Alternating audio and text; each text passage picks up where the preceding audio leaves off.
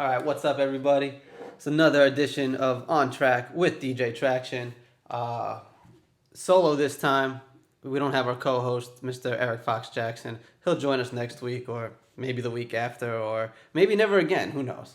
Nah, I'm sure he'll be back. He's just got some shit to do. You know what? That's what happens in life. But I do have an awesome guest, which is good, because otherwise I would have just skipped this week if it just had to be me by myself. That's just not gonna happen. I got my homie DJ Cinema.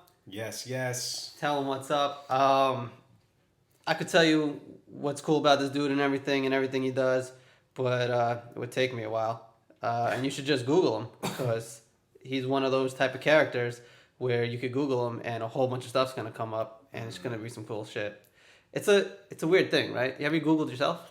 Yeah, but a lot of it's all mixtape shit, torrents, and just viral mixtapes for the most part. Every now and then you find some cool stuff though from people sharing it overseas or weird bootleg copies of your shit. So it's like it's fun to do it, but it's like a never ending. It's an abyss, the internet. So you could always find some shit. Yeah. So you can find some stuff you probably don't want to find either. But since the decline of mixtapes is not as much, there used to be a lot of mixtape websites, a lot of shit out there. So you used to find a lot more shit. Now you don't find as much. It's just mainly, the main mixtape websites. So it's like if you want to find out what people are saying on the internet, it's like you really look at the comments on live mixtapes at Dat Piff or any of the popular sharing forums that have survived or torrents. Which mixtape sites are actually still banging? Because I haven't really.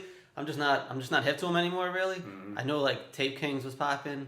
What was Tape Kings, Mixtape Kings, Mix Kings, Unit, Mix Unit's still there. The Mix Game, there's a whole bunch of them. There was a lot of fucking Mixtape Murder, Mixed Flavor. There was a ton of mixtape websites. The ones that are still doing it that actually, have mixtapes, hard copies we're talking about, because you mentioned all hard copy websites, not digital websites, but the ones that from when people actually get into CDs that are still have some shit is Mix Unit. Mixtape Kings has a little bit. I don't think Tape Kings is still up. I think Mixtape Murder is still up, but I don't know how often they update this shit. How long do you think it's gonna take till cars don't have CD players anymore? Not that long, because it's around the corner, isn't it? They're starting to come with it. I saw a Jeep Cherokee not too long ago that doesn't have it. Yeah, a lot of them already have. First it was just like the iPod dock, like the aux input. You could do that. Yeah. And then it had the actual iPod dock and iPhone dock, and now they're Bluetooth in it, so you can use anything with it.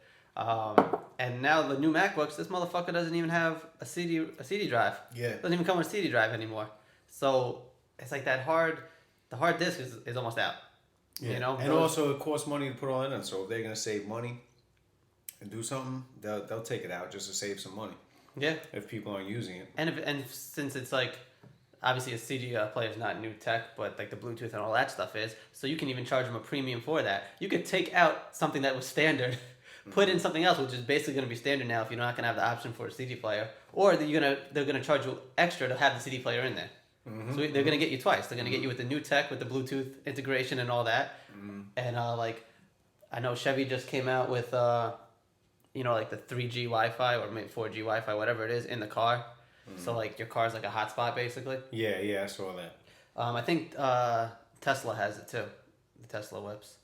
They basically have like an iPad as the center dash.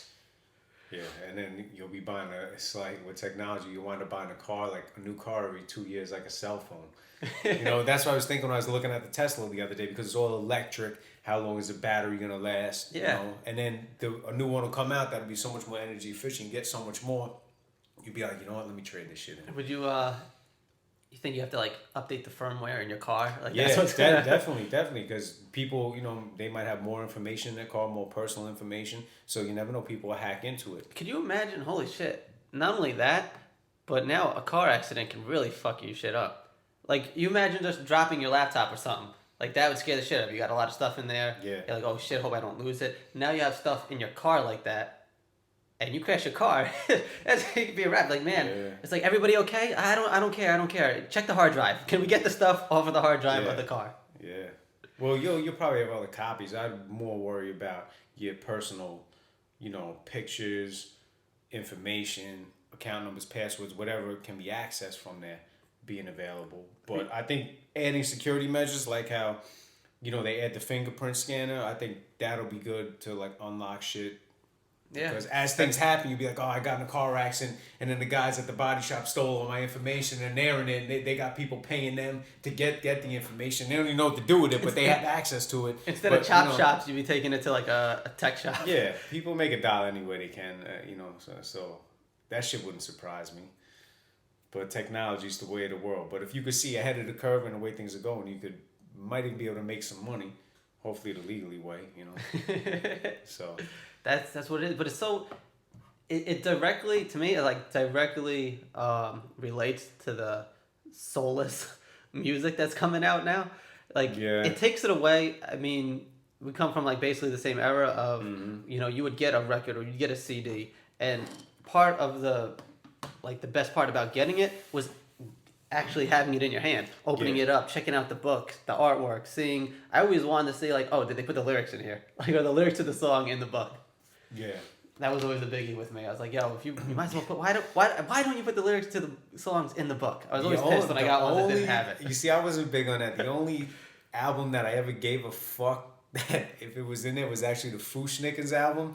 Because if you remember, Chip Fu, that was the guy that rapped mad fast who... Yeah. When Nas was dissing Jay, he was saying like, oh, we used to rhyme like Fu-Schnickens, but Chip Fu used to rhyme so fast. But inside the tape, it would fold out. The shit folded out like it was I felt like 3 feet long. Yeah, and it had all Chip Fu's lyrics, so you couldn't understand what he was saying. He was going so fucking fast, but he was clean with it too. So you appreciate it, but you're like, I can't grab all of what he's saying. So and even just I always liked you got to see where the samples came from and stuff. If they had them, they would be the ones that you wouldn't even know. That was cool because if you were really a fan and you were really digging, you could get exposed to new music. So. That was one good aspect. All the people that were talking about, sampling and stealing it, you couldn't make up your own shit. How many soul records did you get put on from Kanye samples? How many 80s songs are you a fan of if you didn't grow up in the 80s from Puff samples or something like that? We actually were just talking about that last week on it. I was like, you know what? I don't know. It happens to every generation where the one before this is the current music, they're taking the samples from this, that, yada, yada, yada. But it's like, yeah, and those in the 80s did the same thing from the music in the 70s and 60s. Everybody takes something from somebody and adds to it and makes it a little better or enhances it or some people just fuck it up. You may find a sample you like, but like the original more.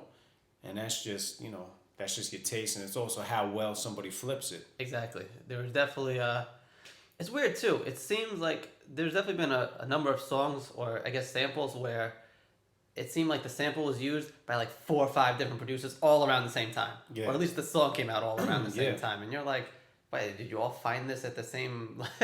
we were all chilling together? I think that's just people around the circle, around the industry circle being like, yo, Nas sampled this, something like that. And they're like, word? And they sample it too. And then, or it might bring them back to something that they were working on maybe 2 years ago, and then they hear oh, this dude's using it now. I should probably finish that shit. Yeah, I see. And then you'll have one record that you won't even realize until you listen to the whole thing in its entirety. But 5 different artists sampled the same song, and none of the songs sound anything alike. Because you'll have Primo will take 3 seconds from it and flip it. You may have P. Rock who will take the bridge and loop it up. And then Kanye who will take the intro and loop it up. You know which one? It'll sound like 3 different songs. You know which one I liked that I thought was a good flip? It's more of a recent one. But the Just Blaze off of, I think it was The Kingdom Come. I think it was that song. Yeah. Where he took the Super Freak shit. Yeah. And cut it up really well. I was like, all right, that's something new to it. It wasn't just, jacking the whole song or something like that and using it as is. Was that Super Freak or was that Give It To Me? Because Rick James had that song, the other song, Give It To Me. Give It To Me, baby. Yeah, that was like that. No, it was Super Freak. I definitely that's why I have this up. So so we can fact check shit right away. Yeah, check it out. Because I'm curious. Because I know there was... Well, we'll check it out real quick. Traction's doing the research. This is what's good about the internet. Is that shit like this back in the day used to bother you for weeks. And you would fight about it for a month. Until it like clicks one day and you're like, yo, no, you magically hear it on the radio. Go to whosampled.com. That has a whole bunch of it. That's pretty easy to find. All right. What was it? Whosampled.com. That has a ton of shit. Lyrics, everything. It's like they're just type in Kingdom Come, and we'll find out what that's from. There are probably people listening, like yelling at the screen right now, like, "Yo, it's definitely Kingdom Come, all right?" Yeah. But we got to figure out. There's some people that don't know, so they're waiting right now. They're probably like, "Good thing," because I was about to Google that shit on my phone, but now you don't have to. Super Freak contains sample of 2 songs. Super Freak, and it says also you can't touch this. I don't know if they're just saying it because it was actually used. Like, did he use both of them, or it's because that was also because that wouldn't be it. Because then it would also have every other song that fucking had Super Freak sample. Yeah, they might have used that. You know what? But they quote lyrics, and Jay-Z might have mentioned. Did he mention something about Hammer and that shit? Couldn't touch. I know he's mentioned Hammer before. Probably, he probably because they do that sometimes too. So it does, and you know what? It actually says vocal lyrics, and on Super Freak it says multiple elements. There you go. So there we go. See, we teamed up. We cracked the fucking case. We figured this out. It was right there. But yeah, you're definitely right. But there it goes. Like a dope flip. You wouldn't even realize it's the same song. Sometimes, if you didn't know the original. Yeah, and like I said, just done in that way. And he flipped one of his own ones. He got into like he's been doing some like trap stuff too, where he took the J sample from You Don't Know. He was like, Hi. He did it with the dude that did the Harlem Shake track. Yeah, and that was pretty dope too. I actually had the pleasure of meeting Just Blaze. Nice. And I actually gave him a bunch of videos on a hard drive, and he just seems like a collector. Because if you ever follow him on Twitter or something like that, you notice or you see anything on YouTube with him or any type of documentary, he has like every fucking polo that came out. He has every like, I think he had like mad Transformers and shit. I was gonna say, I think I saw something we had like a Transformer like hard drive. Really? Or something like that. Yeah. So he's like a fan of shit, and he seems like he really likes to collect shit. And shout out to my boy Bugsy from Culture 6, because he's the one who linked it up. Bugsy had a relationship when he mentioned on Twitter that I had like 30,000 videos or some shit like that. So he's like, yo, I need that drive. So we met up with him into the city and chopped it up a little bit, and I gave him the drive. So he's into that illegal bootlegging too. All right. But it was so many videos on the drive in different quality. Like if he didn't update that shit, then that shit is like outdated already because everything's coming in HD now. Yeah. So. Yeah. It's hard. But his brother DJs. He has a brother that DJs also. His brother DJs in Vegas. Oh, word? Yeah. What's his brother? What's his DJ name on? I forgot, man. I forgot. You know what? I'm sitting in front of Google. I'll find this shit the fuck out. Google it up. I want to say there was a Smith in there. It might have been like his real name.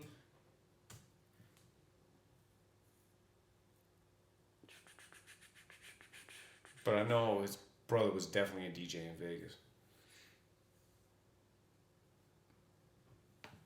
And he actually, he started DJing and shit too. That's how he got. Yeah. I never realized how many scratches Just Blaze did on so many records. Yeah, I remember seeing some like shit a lot of dope scratches too.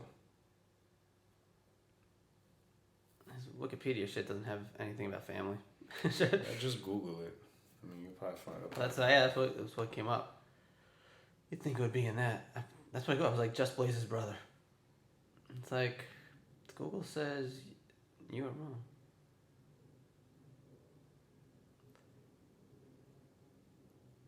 Yeah. No. Yeah, I'm not finding shit. Maybe he just meant like his homie. He's like, nah, it's his brother. It's his brother. I'm telling you. You been out to Vegas? Only once. Yeah, I haven't been there yet.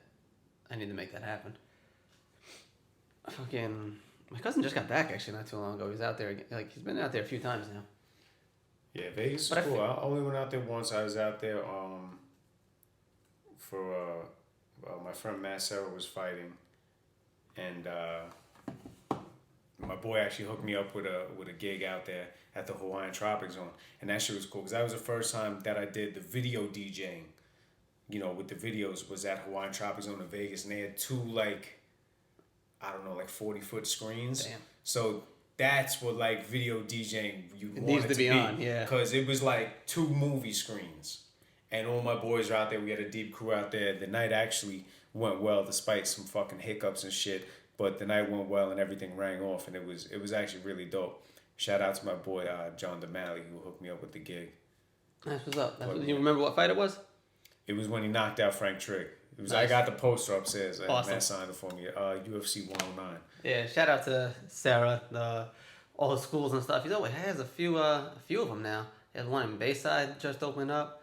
Yeah, he has Bayside, Huntington, Levittown. The Levittown one. And there's talk of I get someone like an affiliate one. I think I don't want to get the state wrong, but in a different state. I'm not gonna say which one. Oh, I think I heard him mention something about that. I want to say North Carolina, one of the Carolinas or something, or maybe Virginia, something like that. Might have been Virginia. I feel like it was Virginia. That sounds familiar, yeah. but again, I don't remember. I don't want to put out wrong shit there. Shout out to him. Shit. He's dope. He's in Australia right now. Actually, Quintus fighting tomorrow, which is actually today, or maybe today in a couple minutes. Well, by the time you hear this, it'll definitely be today. I'm supposed to fucking DJ something tomorrow night, but like, the dude never hit me back about like what time or even the address. So I'm like, well, looks like I'm gonna go watch Al's fight instead. Yeah. Well, hopefully, even if he hits you up last minute, some. Yeah, I'm gonna be like, nah, man. It's like I hit you up fucking 5 days ago about this shit. You're not gonna hit me up an hour before. I hate when people do that shit. It's like they don't know till last minute, and they don't. It's so whack, yo. You know what's crazy too?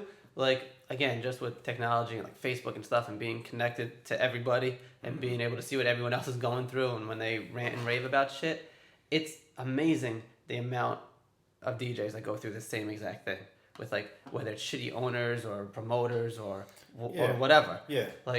Every single one will go through the same shit and they all complain about it. You know what I'm saying? Yeah, because you're kind of at people's mercy or some shit.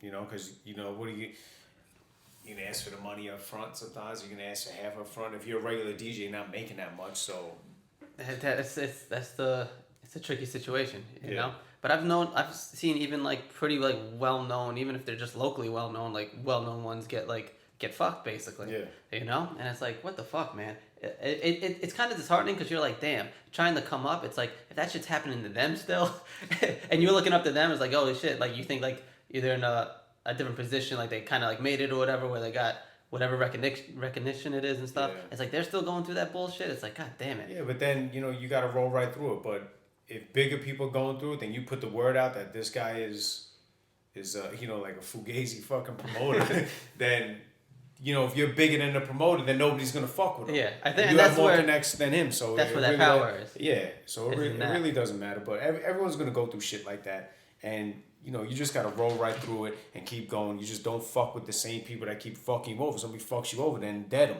Yeah. How much do you want to attach yourself to the situation? How much money do you want it to fucking cost you? Or where do you want to go? You want to wait outside the club and then jump the fucking guy and then beat him up? And it's exactly it's the Bronx style shit. Exactly. Sometimes you got off cheap. Yeah. He's like, alright, it cost you $20 and he's out of your fucking life. Yeah. So get over it.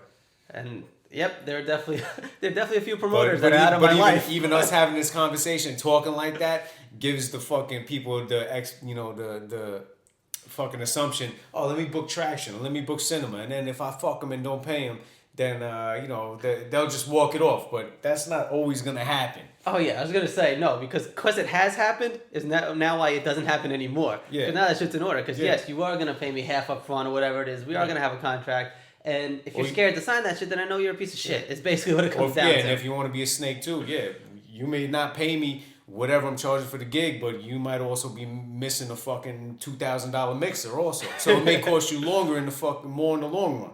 So do the right thing by the fucking DJs. Do the right thing by the people. That's the best way to do business anyhow. Without a doubt. I was just talking about it with my dude Danny D-Rock. We're trying to get a little private event company jumping off and stuff, and because we've all been through it too. It doesn't just happen in the club scene. It happens in private events too, where like people will just book gigs and stuff. Like quote unquote multi-op companies and stuff, they'll just book the gigs just to get them on the books and then basically subcontract it out, but want to give you a shit rate because they booked it for a shit rate. Yeah. And they still want to try to make some money off of it, even though they're not even going to be doing it, you know? And it's like, come on, man. I'm like, I'm past that. I'm not playing that game with you anymore. Especially when, if you're setting off these parties and everything, it's like, well, why am I going to do my thing for you for this amount when I could just go out there, book it myself for triple that amount, and it's no different to them. Yeah. You know what I'm saying? Like they're getting my show or whatever it is, you know? Yeah, it's just a matter if you want someone handling your business and doing all that management work for you. If you have somebody that's good, that can get you rates that you want in the type of venues that you want, then you won't have a problem. They'll make your life easy and keep without money a in doubt. your pocket. Then they're worth paying, you know? But this is all shit in the game. If you want to be a fucking DJ, you know, and make a steady income, whichever way that you choose to go about it, that's what you're going to go through. Anyone that knows me know, like, I DJ a little bit. My main income is cutting hair. I'm a fucking barber is one of my main things. And that's no front, and I'm not trying to make it sound like I'm going to Vegas and doing all this crazy shit and doing all these fucking clubs, because I'm not. I do some clubs here and there. It's like, hey, sometimes I've been called to Vegas just to cut hair. But the reality of monthly bills is, you know, not something I do. The mixtapes, you know, my shit with DJing, parties and clubs isn't even like, I'll do it. I'll go rock a party, rock a club. I just did a fucking wedding on Sunday. A Jewish wedding on Sunday, so versatile it's no problem. Trying to say the pay wasn't good? What are you trying to? No, where are you going with that? No, I'm just saying, like, if you know me from the mixtapes and DVDs, if that's how you know me, DJ Cinema from, you wouldn't picture me at a wedding, doing a wedding, yeah, playing some top 40 shit. You might be expecting me to be doing big parties where I'm doing all this crazy shit on the turntable and unique blends or some shit, and sometimes that's you know, not the case, just to put some money on the table. Yeah, no, but exactly. The mixtapes is my shit. That's why I started DJing. We're straight up to blend records. That's why I started DJing. So there will always be cinema mixtapes, cinema DVDs, cinema fucking just mixes put out online. So let's get into it exactly, because like what I like about what you do and shit, obviously should have probably said this 20 minutes ago when we were doing the introduction. I'm gonna grab another beer real quick. I'm actually gonna grab all the beers. I'm very close. So this would be interlude music. I'd be like do do do do do do do do do do do do do. Go back. Intermission is over.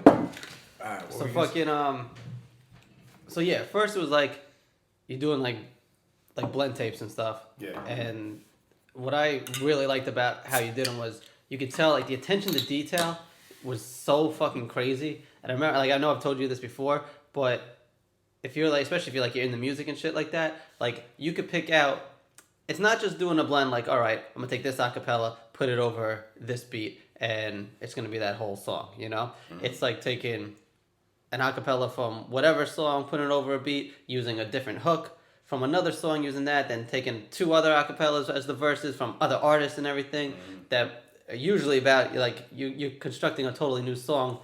It's a very producer-esque quality too, because like it's all about the same thing. You're not just taking random verses that sound good over a beat and throwing them together. If it's a J verse that was like about Beyonce or something, then now you'd also take a Fab verse that's about some girls or some shit like that or whatever it is. You know, and make a new concept around the song. And also that, as I was saying, attention to details, like you'll use ad-libs from a song that wasn't even from any of them. Yeah, shit, and throw it in there. I just use that shit to hype up the verse, because sometimes you'll have something that sounds good and it's in the pocket, but it just needs a little oomph to get it over the edge to keep the listener entertained, whether it's like a yep from Jay-Z or whatever it is. So you need sometimes those ad-libs to like dress it up. It's like it's just like an ornament on the Christmas tree.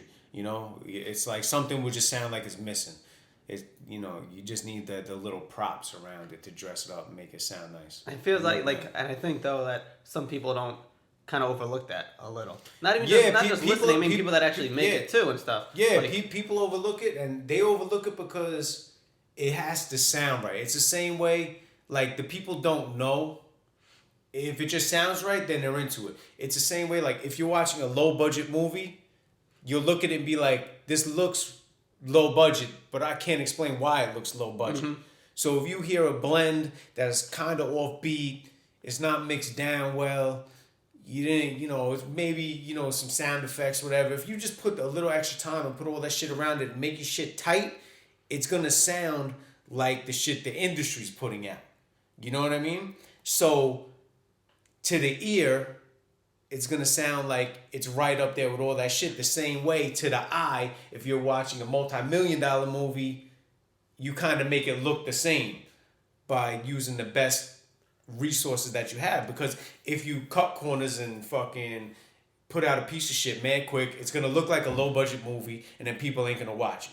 Yeah, or get maybe that one where it's like, all right, that's okay. You know, say you listen to it and be like, all right, that was kind of a cool idea, but it's not executed right. Yeah. You know? And that's the thing. So you gotta make your shit sound right. And a lot of times it's taking those little steps that you don't even want to do. Oh, well, without a doubt. It's like, so it's like and you're like, I don't even want to add all this shit. The shit sounds good already. You get the fucking picture. Let me you just already put been it working at it for 6-7 hours for one song or something. Yeah, and you're like, and you even know where like the other sample is. You're like, yeah, but it's under 50 other records. I shouldn't even want to pick those up right now. Exactly. Or you got to go find some shit and you don't know what it's from. You know it exists, but you don't know what it's from. But you never want to cut yourself short, especially if it's your name and your brand behind it. You don't want to fucking cut yourself short because you're going to straight up do that. You're going to cut yourself short from getting farther and doing things. You're always going to want to put it out to the best of your ability. And then when you put the shit out, you'll get feedback and criticism from everybody, whether it's your friends, a comment on fucking YouTube, not like every fucking comment matters because some people just don't know what the fuck they're talking about. No matter what, someone's gonna talk shit, no matter how good it is. No, that's so you gotta accept that and take it in and not. Yeah, that's a whole nother thing. Yeah. And then when you get to your next project, from all the criticism and comments, you keep adding to it. You patch up any holes that you may think you had in the game. You keep making your shit tighter and tighter till that shit is like unfuckwittable, or you want it to be the essence of entertainment to where somebody sits back and it's just like, I didn't sit back and think, oh, I could do that. I sat back and I was entertained. And that's what you want. If you're doing like a big mixtape or something, you want to entertain somebody. So you want that shit to be fucking entertaining. So entertain. And if you didn't Google him in the beginning when I was like, oh, check it out, that should have made you want to go do it right now. I wouldn't even feel bad. You can shut this off right now and go listen to some of his blends. It'd be cool. You come back to us. Pause it and then come back because we still got a lot of ill shit to talk about. We're just warming it up. What's the first one you did? Your first blend? Not even like your first blend CD or whatever. First one. My first blend? Yeah. My first blend that I can remember that I thought was dope. I had The Far Side, Pass Me By a cappella over a Mod Back in the Day remix instrumental. And I did that. Shout out to this dude I met. Shout out to him, DJ Journey. He's the one who let me fuck around on his turntables. And he had like one Gemini and one Technique, but he was fucking nice with it. Even though he had like one, if you DJs notice, one direct drive and then one belt drive, he could still freak it.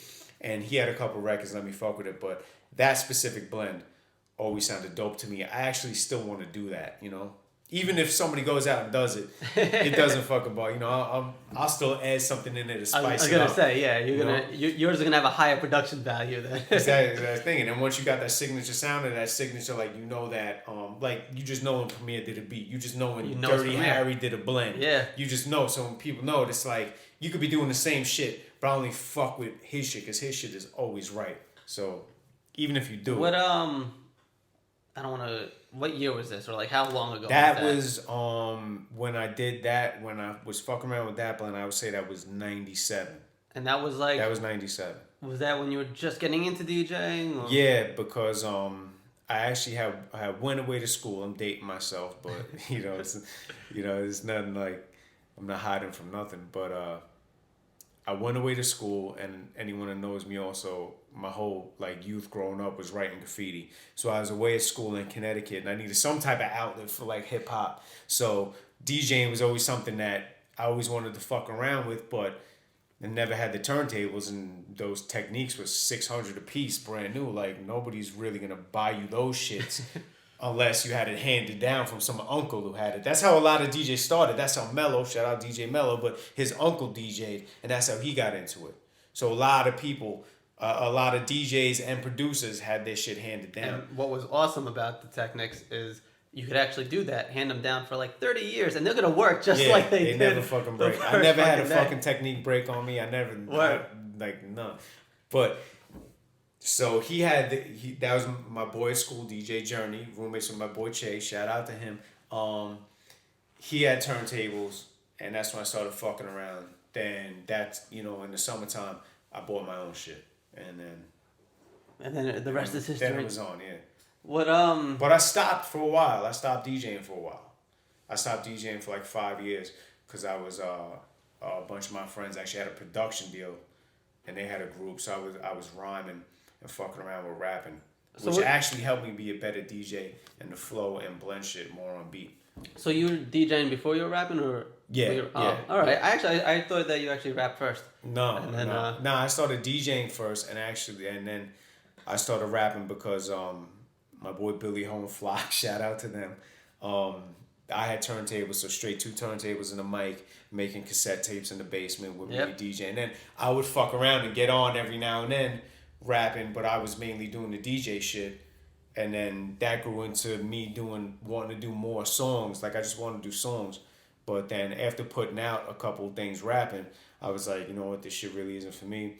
I'm like, I always wanted to do these complex blend tapes that I didn't get done. I did a couple blends, but nothing as complex as I wanted to do. And then I went back to the blends. I put out that shit, and by the time I did that, the internet and bootleg and the mixtapes were so big, and so it caught on and went viral. So that's where I got most of my fame off of, you could say, in the hip hop game. Which was the first official release? The first official cinema mixtape release was the Commission Volume 1 with DJ Mello. That was the first. Oh no, my bad. It was it was a Mello mixtape, and I did like 4 or 5 blends that he put at the end. Shout out to Khalif, who I still fuck with to this day. He was like managing Mello at the time. That's how I got linked up with Mello, and he put out like 5 blends at the end of it. So it was DJ Mello, DJ Cinema. That was Definition of a Hustler Volume 1, and then after that was the Commission. All right. Yeah, I wasn't hip to the first one then. Yeah, it was only like 5 blends. Like at the end, like Khalif and Mello had a hand in the mixtape game, and they had the plugs for all the websites and all that shit. And so I gave them some shit, and they just wanted to, Khalif, my boy, he just wanted to test the water with it. Nice. Yeah, the Commission shit was so dope. Like, for anyone who doesn't know about it, it was basically like, I mean, you've heard Jay talk about how him and Biggie were going to be a group, the Commission and stuff, and put something out. Well, Cinema was like, well, since that can't happen, since unfortunately one has passed, I'll just make that. So he made a whole fucking, basically, album of Jay and Biggie blends, like, new songs, like, with Jay versus Biggie versus, other artists thrown in there too and shit. And again, it was just like, when I heard that shit, I was like, holy crap. Like, the attention to detail and stuff and everything, you want to put out something perfect, like, that was pretty damn fucking close. And I remember even the Tupac one that came after that, that was like, and it was a little after the rap phenomenon one, like the Dirty Harry Vlad, Green Lantern. They put that out like 2003, I want to say. And then I put out Tupac duets like 2006. And the reason why I got the idea from that was because of the Biggie duets. Mm-hmm. So I thought it'd be dope to do Tupac duets. Yeah. And I was actually rushing to get that done. That was probably, I got the most drunk. I drank the most making that mixtape because that's all I was doing, because I wanted to get that out while the Biggie duets were still relevant. Yeah. And that shit caught fire. I saw people make a vinyl version of that shit on bootleg. And on the artwork, it says New York to Cali, because my original vision for the Tupac duets was a double CD. And anyone who knows Tupac knows that he was born in New York, went to like Maryland, and then went to Cali. So I was like, it'd be dope to do a blend CD. But as the CD goes on, it's like Tupac's traveling to Cali. So if you look at the track list for Tupac duets, it starts off New York, and then it goes down. You see like Trey Songz what's Trey Songz from Virginia? There's like Virginia, and then at the end is like Cali. Like that's the blend with Snoop Dogg. So if you look at it, and then the one with Scarface and Paul Wall, like that's like he's in Texas. So I had like a double CD planned out for it, like he was going through it. I wanted to freak it with the artwork, like. It's like when you map out like going on tour. Yeah, like you ever watch Indiana Jones when you see the red line go, like it'd be like that. So that was the original bit, like a double CD. But so if you look at it, the CD, everyone is New York and Jersey, like like Joe Budden and Tretch and shit like that. They're all kind of in the beginning, and as the CD goes on, it gets farther away from New York, the distance. Khalif would, it's kind of like, yo, it's too much. Like people really don't think that much. No one's even. It's like overthinking this shit. I'm like, it's like let's just take the hottest shit and we'll put it out. So we just did that, made one hot CD, and it worked. I think if it would have been a double CD, it would have been a little like overkill. People would have missed it. It would have been like too. It just would have been a little too much. That's another problem. Nobody knows that. Like I really haven't told a lot of people that just because it's not fucking relevant. You know what I mean? The attention span of how you consume music and everything now, that's what it is. I can't believe how I was like super on it. Obviously, like what got me into DJing was hip hop. That's how I started and everything. Yeah. So I used to love all that shit. Again, I would like study the booklets and stuff, see what came from what, all this other crap. And now it's like something drops, and if you don't listen to it in like the 3 days after that, I might not even hear it. Yeah. You know what I'm saying? Not even get to it. And what's crazy about it is like I might not get to it, and it's not even gonna matter. Cause like maybe someone will use it to play it for a week, and then it's a wrap. Yeah. And like one of the examples I used last week was that the Busta Rhymes and Eminem song. Not that it's an awesome, great song, but that would have been a mixtape killer back in the day. You know what I'm saying? That would have been blown up. It would have been used all the time and shit. That shit dropped and disappeared just as fast.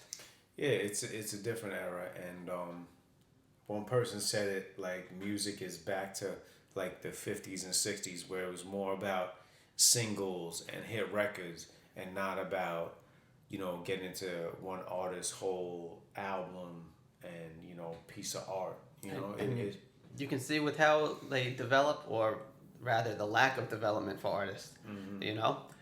It's just you almost have to have your own thing fucking going before a label will even notice you. And at that point, it's almost like, well, I just keep on doing what I'm doing then because, we're doing all right. So it's really, it's just so different, And I can catch it in even the way, like I said, not just how I listen to stuff now, but even what I go about playing and all that. That's why I'm more, especially for like events, even the club stuff, it's just way more open format. You know what I'm saying? I just fucking play everything now. Yeah, you know what I'm saying? I like going into a little of everything. I almost feel like, it's like, damn, could I do like a 5-hour or whatever gig of just like current hip hop right now? like I don't know. Like obviously you gotta have some type of throwbacks section too and everything. But the thing, like you would do it, but you would probably repeat a lot of songs because even if you go to a club nowadays, like people want what they want. Yeah. So you'll go there, and you'll hear the songs that you would normally only play in peak hour, like the peak of the party, like everyone's waiting all night for that one joint.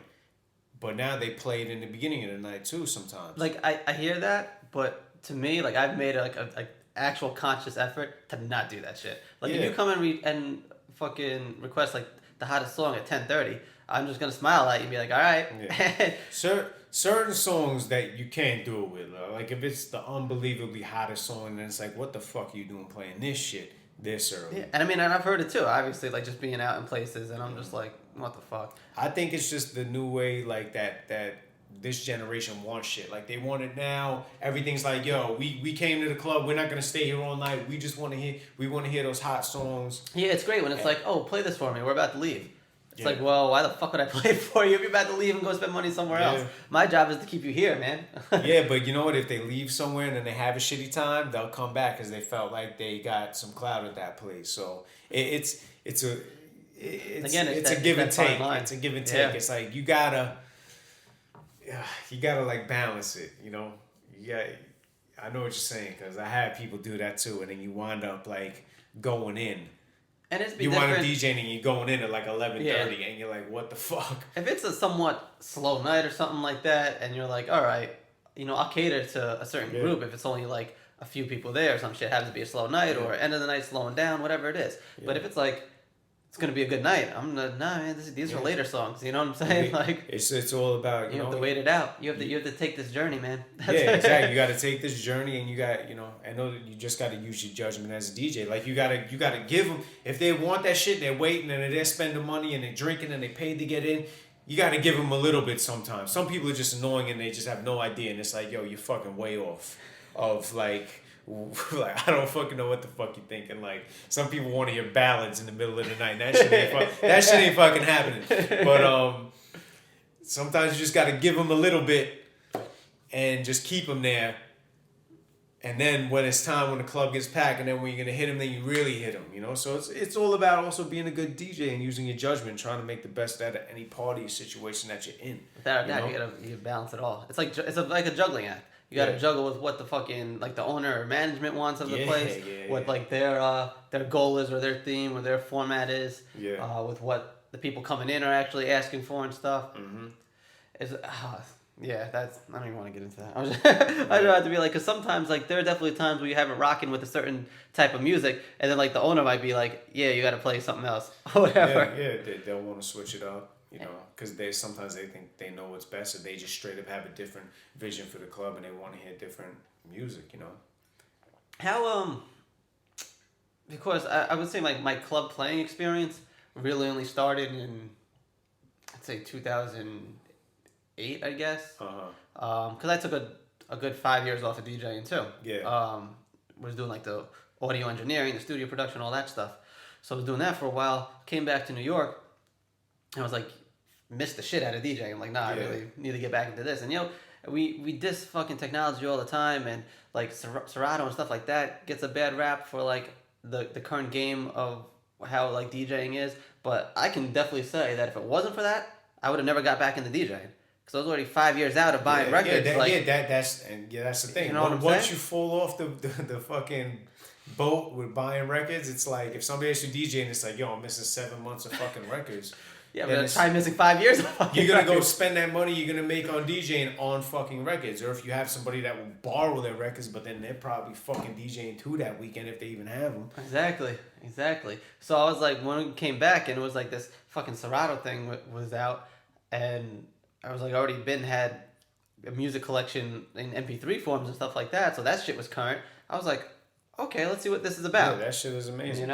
I was able to get back into it. And you could keep the fucking turntable. You don't have to, you're not forced to migrate to CDJ. Yeah. You could, if you started on Techniques, you could stay on Techniques. Yeah, it was amazing. And like, still be digital. To this day, when people, like, if I'm at an event and someone's like, oh, you're still using turntables? But they see the laptop, so they don't quite know what's going on. And they're like, oh, what is this? And I'm like, it's black magic, all right? I honestly have no idea what the hell is going on.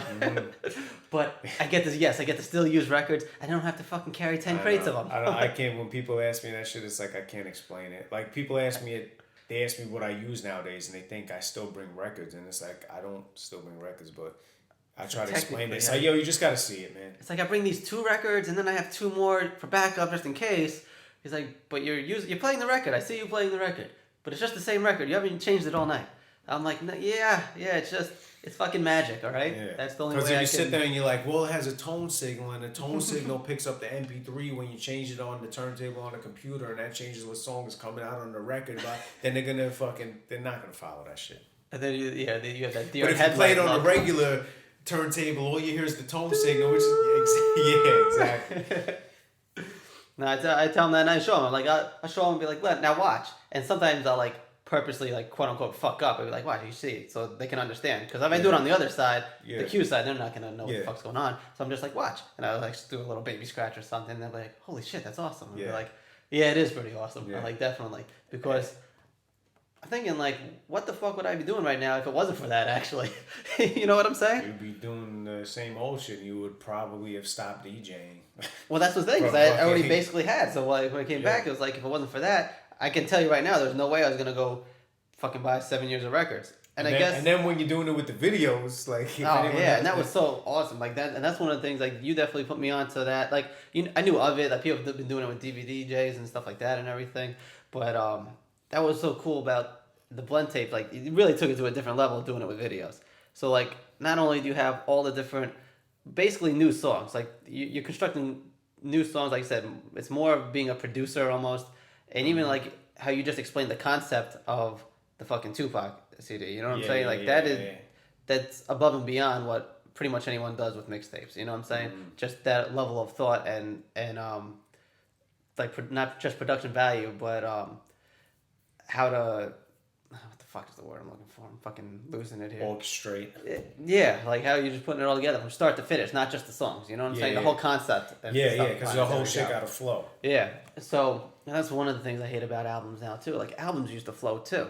You know what I'm saying? Not so much like a mixtape would like right in where there's no break, even though some did, but albums would flow now too. And now you just have there's a hot song somewhere, like usually the first one or something like that, and each song just has nothing to do with almost with anything really, but definitely not as a one cohesive work. Yeah. You know what I'm saying? And that's technology because people ain't stuck with an album anymore. You got the phone in your hand. You have access to like every song that was almost ever put out. Not every song was ever put out, but you got access to like commercially released songs. You got access to like everything. So why are you gonna get stuck with an album when you could be like, yo, I want to hear the hottest song from this album, then I want to go hear the hottest song I like from that album. That's what a mixtape was back in the day. Yeah. That's what a mixtape was. Like, you know, for like personal mixtape, like pause tapes, you take all the songs you want and put it on the tape so you don't got to jump around. But now with the phone, you don't have to do it and you don't really have to pay for it. Word. You know? So there was also... So that's why I feel like, you know, the albums aren't hitting like that. People have to get into you. It's like you have to sell yourself as an artist first to make people want to almost check out your work, or even to get people talking about your work. It has to be something special. It's like, you know, like people will check out a Kanye album, but they won't check out another rapper's album, you know, because they just want to hear a single. Being that we pretty much established that the CD is going out, like yeah. Do you think that eventually leads, or one of the causes that helps just albums actually not even being made like that anymore, and it is more just like people making songs? And how long, like, because obviously, like you and me and stuff, and there's definitely enough people in the world that remember how it was, and they still make music that made it a certain way and still will. But when that last generation of people that like kind of remember that or did it that way die out, it's like, do you just have a new generation that just goes for like, let's just make a dope song and put it out? Let's, you know, and maybe it's where they're selling it for $5. Like if it's a hit song that they think is really dope, it's like, oh, we'll put that one out for $5, and then we'll put this song out for $1.20 or whatever it is, and there's no albums anymore. No, I think there'll definitely be. I mean, CDs are going out. Even MP3s are starting to fade out, and people are just streaming music. But as far as some people just releasing songs and then people just wanting to buy the songs from them, that all depends on the artist. Because if it's an artist like somebody like I'm trying to think of somebody new, and I say Nas, but like let's say Schoolboy Q or Kendrick Lamar, like they have an interesting viewpoint on the world, and they're also lyrical when they do it. So people are gonna want more from that artist. Like Kendrick Lamar is lyrical, so you'll listen to him on a whack beat just to hear what he has to say. So if you're someone that has natural artistry and lyricism in your verse and in your raps, people are going to want to hear your album because they want to hear what you have to say. If you're someone that's kind of delivering a fucking Domino's pizza, that you know what I'm saying? Like you're just delivering standard shit, nothing really, you know, it's like no exciting toppings. Yeah, like a lot of people could do it or whatever. If you're just like an average rapper and you're going after that hot song in the club, you might hit it every now and then. But if people aren't feeling you as an artist and they're feeling that song and they like to jam to that, then you're going to have to keep strike lightning with every song. And time has showed that that doesn't last. You know, some people get better. Some people start off and they're not that great as far as like lyricism and making you want to hear them. But some people just keep getting better as a rapper. And you're like, yo, I wasn't fucking with so-and-so before, but he's spitting that shit now, you know? I think that's... It really depends on the fucking artist. Like, if people want to hear you and hear your viewpoint on the world, and if you're doing it in a skillful way on top of that, people are going to want to hear you and hear your album. So I don't think the album you may only get albums from people that you should get albums from, I should say. And if motherfuckers aren't on a major label giving you an album, then they'll just give it to you on the fucking internet. They'll give it to you for free, and if that shit catches fire, like Drake's first mixtape, motherfuckers will do shows. They ain't getting money off shows. You know what I mean? You could be like, yo, I want 10 grand a fucking show. You do 3 shows a week. There's some, like, I think like Lil Wayne is one of those people that, I mean, you can say whatever about him right now, but went through that curve of like being like, okay. Exactly. Even though he started mad young. So that like, is a perfect fucking and then example. And then he went fucking beast mode. Yeah. You know what I'm saying? And I always like Wayne. I bought the Blockers High. I bought it on bootleg. I'm not going to front. But you are definitely right. He is somebody that started off, you're like, yeah, he's all right. And then you're like, yo, that last album was pretty good. Then you're like, yo, Wayne's getting nice. Then it was like, yo, Wayne is tearing shit up. Then it was like, yo, Wayne's the hottest in the game right now. Yeah. And all these new dudes, I feel like he birthed them. Like, I was saying this in the barbershop the other day. Young Thug. Okay, I don't want me to cut you off. Yeah. But like, could you get like more hip hop in one person? That you did graffiti and shit. Yeah, you fucking rap. You work at a barber. You're in a barbershop all the time and DJ. It's like. Yeah, I talk a lot of shit. Did you b-boy at all?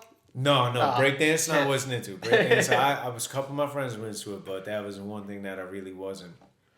That's what I did for a little bit. Yeah. I was never that good at it, but I did it in high school days for a couple of years and shit. Maybe like a solid 2 years and stuff. We used to do it out like, we had our little fucking linoleum. Yeah, I brought that shit out into the parking lots and stuff and practice. Like I had a couple cool moves, but I wasn't that good at it. A couple cool moves.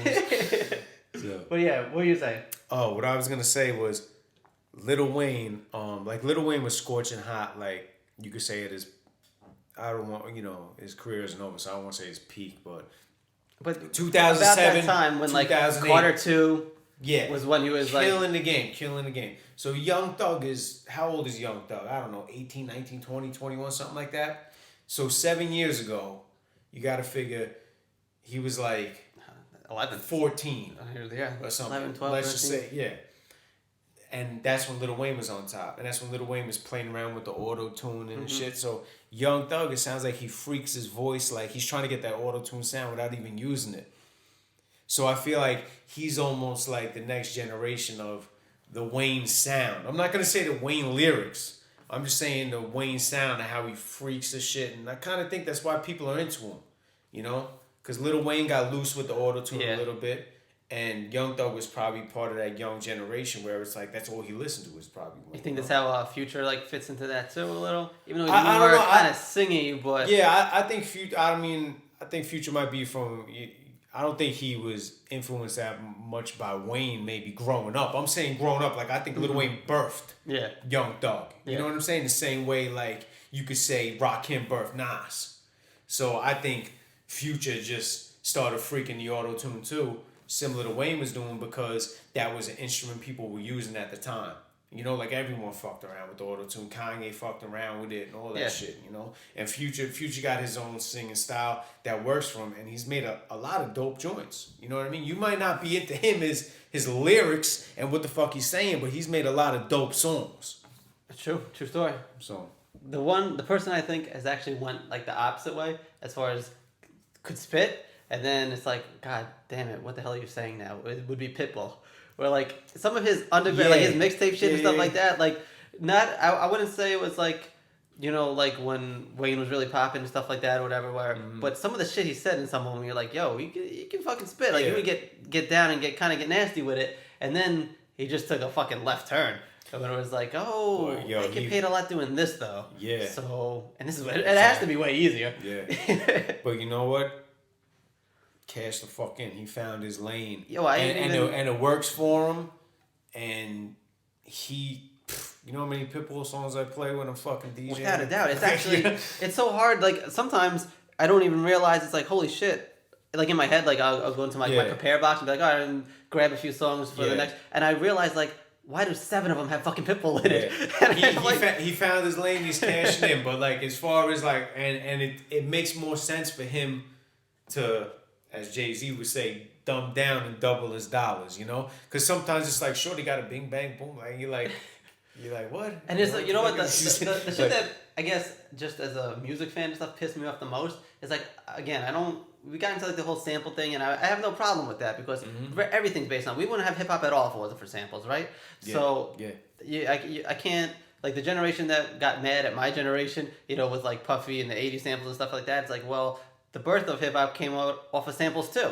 So like, how can you really even be mad? I feel like but I feel like that criticism was coming from people that weren't into hip hop. I feel like that was coming from like more like the older like adults.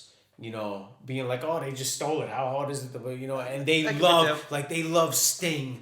They love the Police. You know, every breath you take, and then they hear Puffy rapping over it, and it's like he's not even fucking singing. You know what I mean? So like, you know that I mean I understand that, I get it. You know how people can think that, but at the same time, if you didn't grow up on rap and know what rap is, because then you won't feel it. Because a lot of the songs of other genres are all about love. Like hip hop is one of the only fucking music genres I feel like that you hit so many different topics. Like if there's a different topic in a fucking, you know, rock song, you know, there's plenty of rock songs that are about drugs or about this, you know, but sex, drugs, and rock and roll. Yeah, exactly, sex, drugs, and rock and roll. But hip hop hits so many shit. Like, and can you find me a fucking rock song where somebody talks about being a gun? I don't know. Is there one that exists? I don't know. Well, you know what? Kinda in a way where was it fucking Kiss or Led Zeppelin? I think it was Kiss. I know. Love Gun. Yeah, but stuff that was a metaphor about sex. Yeah, I love that. But again, song. it's about sex. Yeah, it's about love. You know what I'm saying? The first concert I ever been to, I just found a fucking ticket the other day. Kiss, January 1988. Damn, son. I fuck with Kiss. But yeah, Love Gun. Oh yeah, yo, Aerosmith is my favorite fucking band. You know what I'm saying? But like, yeah, they all like. There are definitely rock songs that use metaphors, but it's in different ways. It's you know not what as I'm saying? common. That's what definitely it's not as common. It's so much more common in hip hop that you know you could listen to hip hop and not be stuck on love and some other shit. And it was one of the first like that took what's going on like in the cities and stuff like that, in the inner cities and shit like that, and be like, yo, this is, hey, like country music's cool. That might be happening in your life, but this is what's happening in our lives too. Yeah.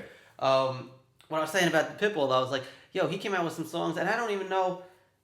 I feel like it's not the same thing where I said before, like, oh, a song would drop, and then like a lot of songs would drop at the same time that use the same sample and stuff, but they're all flipped in different ways, and they're done by different producers, so it's not the same as when Pitbull will fucking do a song that is a song that's actually hot right now. It's like you jack a song that's actually still hot. Yeah, you know what I'm saying? But you know what it is. But he does that, like that global shit, because there's a lot of people in America that wouldn't know about, fucking Calabria, if Pitbull didn't rap over it. Yeah. You know what I mean? Or a couple other songs. So there's some of this. Did Pitbull rap over? Yeah, he did with the fucking He's rapped over everything, yeah. Yeah. there's a lot of people that wouldn't know about. You could guess any song. Certain songs that are popular in other countries because he's going around the world. So you may not know about that original song, but Pitbull might rap over it and bring it to America. The same way people brought shit out of America. I guess. But about Pitbull being a lyricist, real quick, he got a song I remember, like, because he was lyrical. More lyrical, I say, or more so, yeah. Or focus more on that, because I'm sure he could still do it. I'm sure he could still drop some lyrical shit if he wants to. Because he got a song called Hustlers Withdrawal, where he talks about a dude who stops hustling and, what it's like without the money and the fame and the street glamour and all that allure shit. And it was a dope track. But what were we saying? Well, it was just like, he could spit. Yeah. And it just went the other way with it. But it was like, there were a bunch of them that, again, like it wasn't even like, oh, maybe they wouldn't know it and stuff. A lot of these songs were like actual hit songs that he then not even like, half the time it wasn't even like he was doing a remix. He would just call it something else, like, and actually release it as his song. Yeah. You know what I'm saying? Like you could go on iTunes and buy the Pitbull that Bon Bon one or whatever that was that. Yeah, exactly. We don't speak Americano one that was hot at the time. You know what I'm saying? It's like, yo, that shit was already hot, and like you made another song. Basically, I mean, I'm gonna say there's a lot of people that wanted to hear that, because sometimes people want to hear lyrics over the shit, and I guess. But also sometimes when he does that, it breathes even more life into the song. But that's maybe what because my that's why criticism on it. as a DJ, you know, there's like 20 versions to every song. So you may be playing We Don't Speak Americano for like 3 months or whatever, and then Pitbull drops that version, and you're like, cool, I can start playing this one now, and it's not the same shit. Yes, I was like, but sometimes it felt like he wasn't even giving that original song a chance to breathe and die out. Oh, you know what I'm yeah, saying? yeah, That's what I was kind of getting at. Like Same thing with these dudes are on their way to Z100, and Pitbull's like, nah, I got Z100 on lockdown. Let me just rap over this real quick for you. I'll handle this, little dude. That's what it felt like. Yeah, I could see that. I could see that. I could see that. I could see that side. And at the same time, I'm also not mad though that he found a way to get fucking paid, like fuck you money paid. Yeah. And did it and took advantage of it. So I can't knock the hustle on that. That's for sure. And there was a time where because he's a Cuban rapper and his Cuban Link also, who's down Big Pun and everything, where they had beef. And it seemed like Cuban Link was on such a level that Pitbull couldn't even fuck with him. And now Pitbull's like a fucking pop star. And Cuban Link, man, Cuban Link, that 24K album, I wish that shit got released because that shit is a classic to me. And he was and speaking about people that could spit, he could fucking spit. Yeah. There was some shit that was even on like some pun mixtapes and stuff that were just like, some of the verses, I'm just like, holy shit. It's weird too, because I've always been that's what got me into hip hop, you know what I'm saying? So like, I love hearing people that can spit and shit. And it sucks when like you hear someone that was like really dope and just didn't quite break into like the mainstream or get what you think they should have gotten for it. You know what I'm saying? Their recognition, or I don't want to be like, he didn't get paid what he should have or whatever, but didn't even get the chance to like release stuff. Yeah, people like they got shelved by the system. Yeah. And there's a lot of classic, I don't say a lot, but there's a couple classic joints out there that got shelved and people didn't get a chance to hear it. You could, there's Cuban Link 24K, one of my personal joints, Genovese, My America. You got 50's first album, Power of the Dollar. Yeah. You got Ali Vegas's album, Generation Gap. There's a lot of like debut albums of artists that had a fucking crazy buzz. And someone was like, by the time they got the deal or the label or the single, or the single didn't pop off, so they didn't release the album, or the album got bootlegged so much before it came out that the label was like, we ain't even gonna make any money off it now, so fuck putting it out because they got it already. But you know what's crazy? Like, it's weird thinking, like, trying to put yourself in their shoes and in their mind frame of like, like the label reps and people, like what they think of it. Because it's like, all right, but if you put that out, even if you don't make a bunch of money, because this is what they're doing now, really, if you think about it. It's like it forced them into it anyway. You should have been doing it back then. Even if you don't get a bunch of money off the album, you're building that artist, So like if it's dope and people are liking it, you put that shit out, it's gonna reach a bigger audience anyway. Because no matter how much bootlegging there is, there's gonna be people that are gonna go buy it. And now you can do shows off of that shit. You know what I'm saying? Yeah, now you're missing the opportunity. That's that opportunity the artist could do the show. And now that's almost what they're doing, where it's like, all right, we'll just put out music from our artists. Like they've practically given it away, and now you have that 360 deal where it's like, we'll put the artist doing mad shows and we'll get our money that way. This shit. I mean, from a passionate and a fan and musical standpoint, yeah, but these dudes are in the business game, in the business of selling music. If people are selling fucking, if it was granola bars, if people are selling chocolate chip granola bars in the street and you were about to put them out and everyone already has chocolate chip granola bars and you don't think they're going to want any more? And then they fucking sold, then it's like, we're not going to put it out because it's like they got it already. But you also got to know that fucking music is more than just a commodity item where it's like you're selling a feeling too. Yeah, that was a really bad fucking metaphor. But the point being is these dudes are business guys. They don't eat all the granola bars. I'm not going to ship any more granola bars. And one rule of business is never personal. So they don't got any personal relationship. They don't give a fuck about the culture. If this classic album got released. Look, the shit got bootlegged.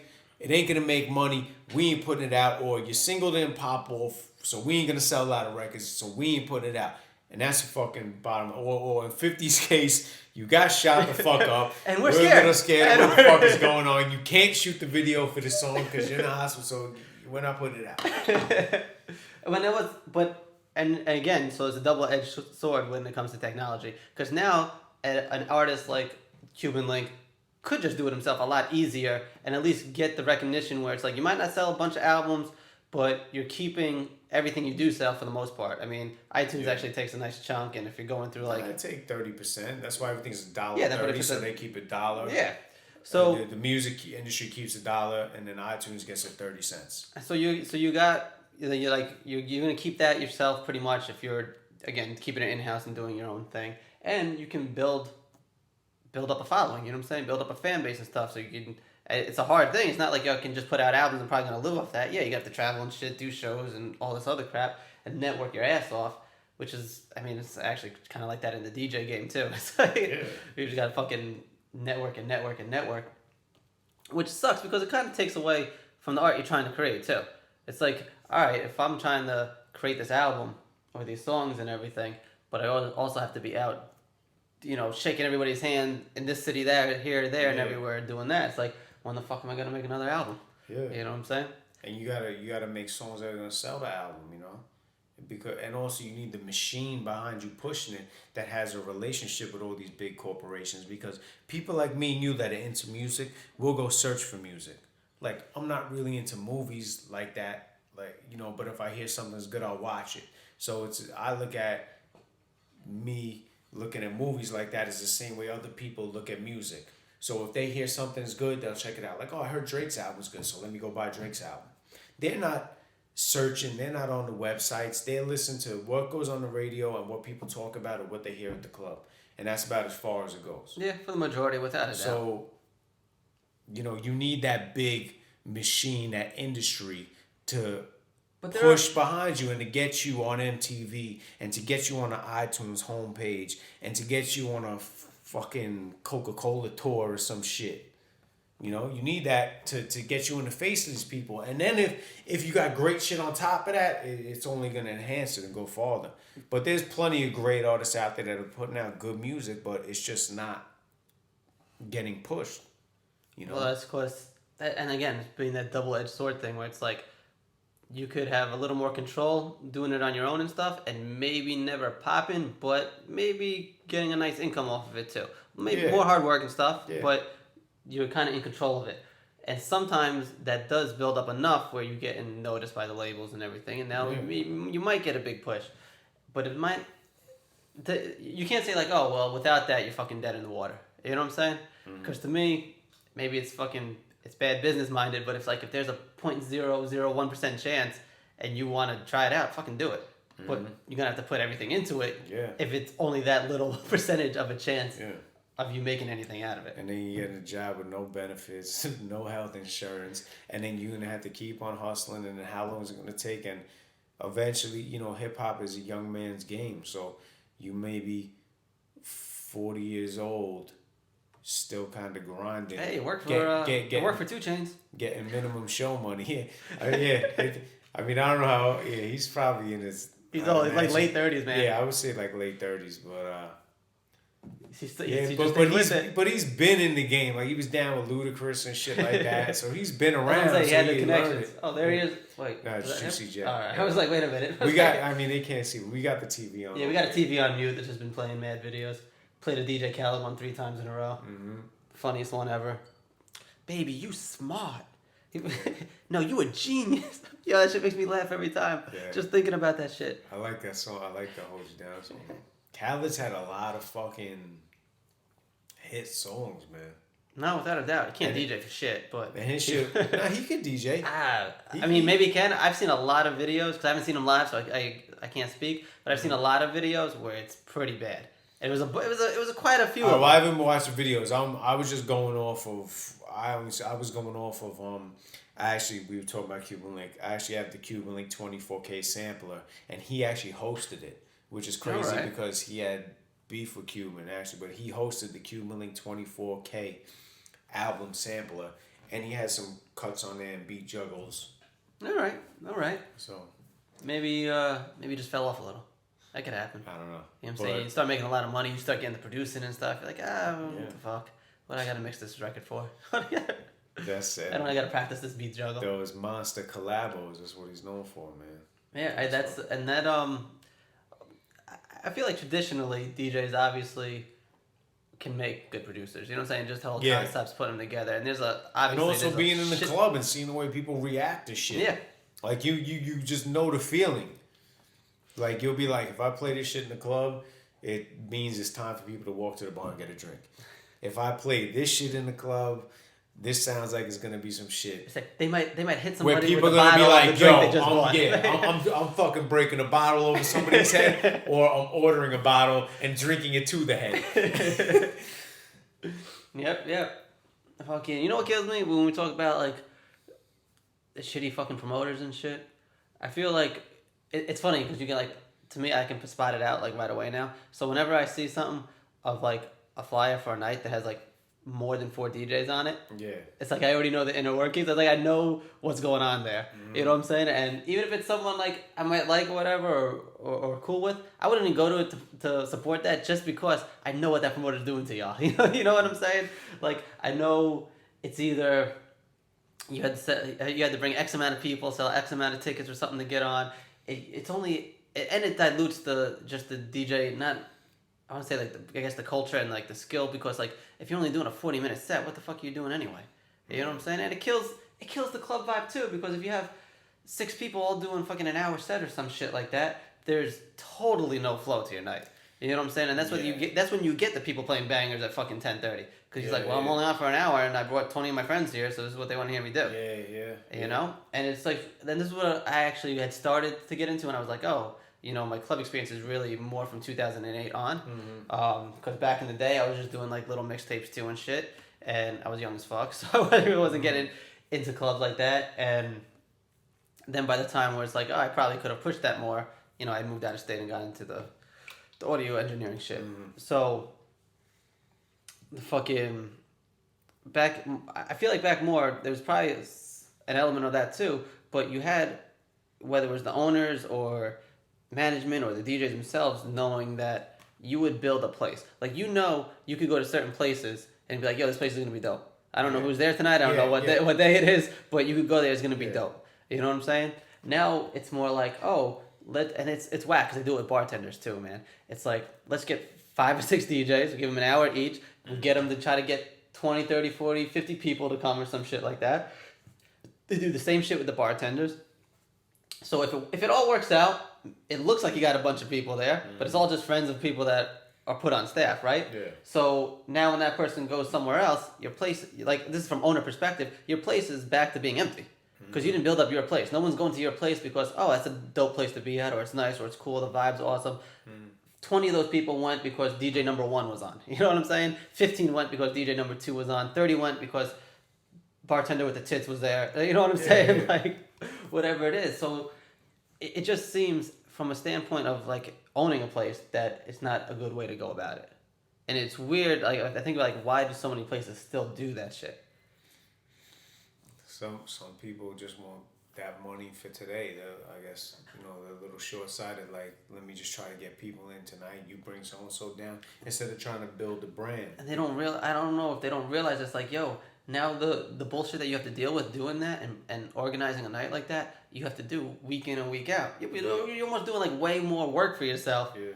And clubs will close and change their name so fast, so people don't give a fuck. They just want to get as much money as they can running Instagram.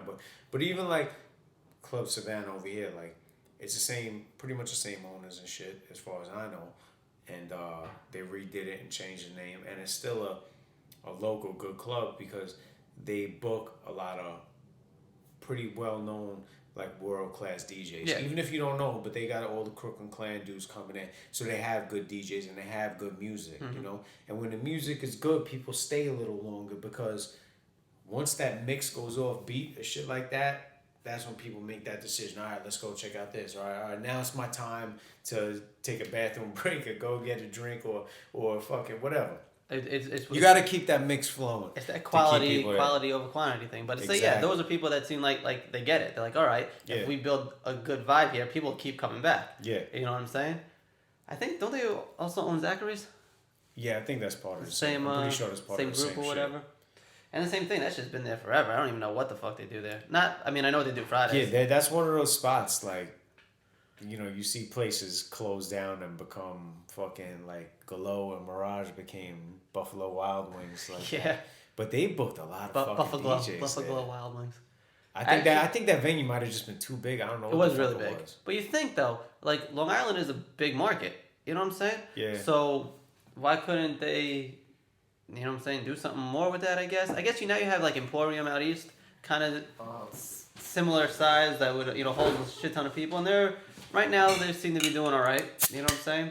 They don't like why. I don't feel like I'm at the bathroom. Glow couldn't have done the same thing. If we're gonna take a bathroom break, I'm just gonna pause this shit because I'm not gonna ramble. I'm not gonna ramble for however long it takes. So you guys can take a bathroom break too. We're back.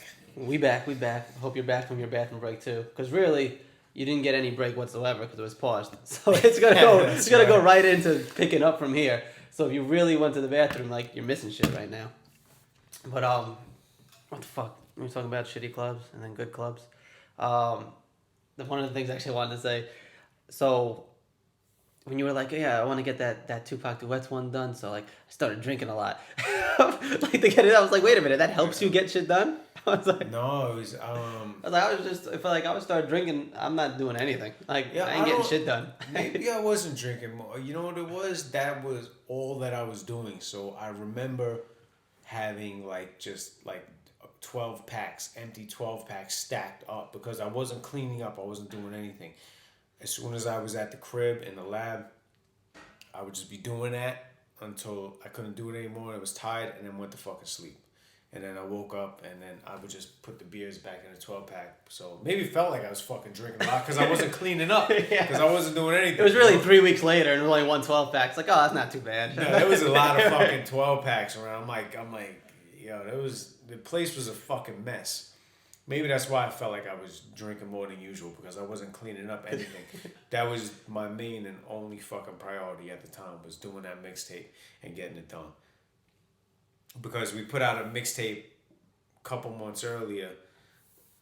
I think we put out in November and then got Tupac Duets down in February. But Mello put on the mixtape Tupac Duets exclusive. And then I was worried about somebody biting the fucking idea. So I'm like, let me see one of these fucking jerk-offs put out a Tupac Duets mixtape and it's just a bunch of fucking Tupac songs that have been already out from his albums with features. You know what I mean? And kill the whole concept. Because I thought the Tupac Duets was a dope concept because of the Biggie Duets. So that's another reason why I was rushing. That's why all I was doing. I was going to say, it's actually pretty amazing that you got it done in that amount of time. Yeah, like I could get shit done fast, but it's just having the free time to do it and actually sitting down and doing it. But the more you do the shit and the more you learn, the longer it takes because the more you add to the shit. And then when you add a fucking DVD to it and doing the video to it and making that shit look good, then it's like, it's a big fucking project, you know? And to people that, I know there's people listening that, if you're listening this fucking deep in, you gotta know what a blend is. Or you may just be, like if you're listening to it because you're a fan of some of the shit I've done on the mixtape scene, then one thing people gotta understand is that there is not an acapella for every song. So people like, oh, you should have used this verse, or why didn't you use that verse? And it's like, there's not an acapella for every song. There's only a few acapellas out. I could, it's not like I can make a mixtape from any artist, and I got a collection of acapellas from anyone. So the blend tape is like making the best of what you got. I've never had any real exclusive shit ever. I use shit that everyone else had access to, but it was just the way I put it together that, made people enjoy it. So that's the blend. And now now you're working with basically like limited bullets, let's say, because there's only so much stuff out, right? Yeah. And you're making $1 out of 15 cents, as Pac would say. And now you limit. It feels like you even limited it more because, like, all right, I'm going to put DVDs to these. So now it's only acapellas that I can get that they have done videos to. Yes. So it's like, and now when you think about what the finished product is after all that, you're like, hold it, how is that even possible? Yeah. And now, all right, check this out. Like, I'm just going to break this shit down real quick. All right. Music today is not commercially released as much as it was. Like a lot of people put some shit out by themselves, so it's not like the record company is putting out a vinyl single like they used to be with the clean, dirty instrumental and acapella version on the record of, let's say, one out every 4 singles, right? I know somebody's out there thinking right now, oh, well, you just got programs that can make the acapella. That's not the case. You can make certain acapellas, but it's not that easy. Let's say, and then especially from the sound good enough to use. Exactly, and not sound like shit. So you don't have a lot of acapellas coming out today. You really don't have fucking any acapellas coming out today. So you have an extremely limited number of acapellas, and you have, if you're gonna do a blend tape, you're gonna have to make that shit sound hot with a limited amount of shit, and then take that limited amount and cut it in half, and that's being generous. Yeah.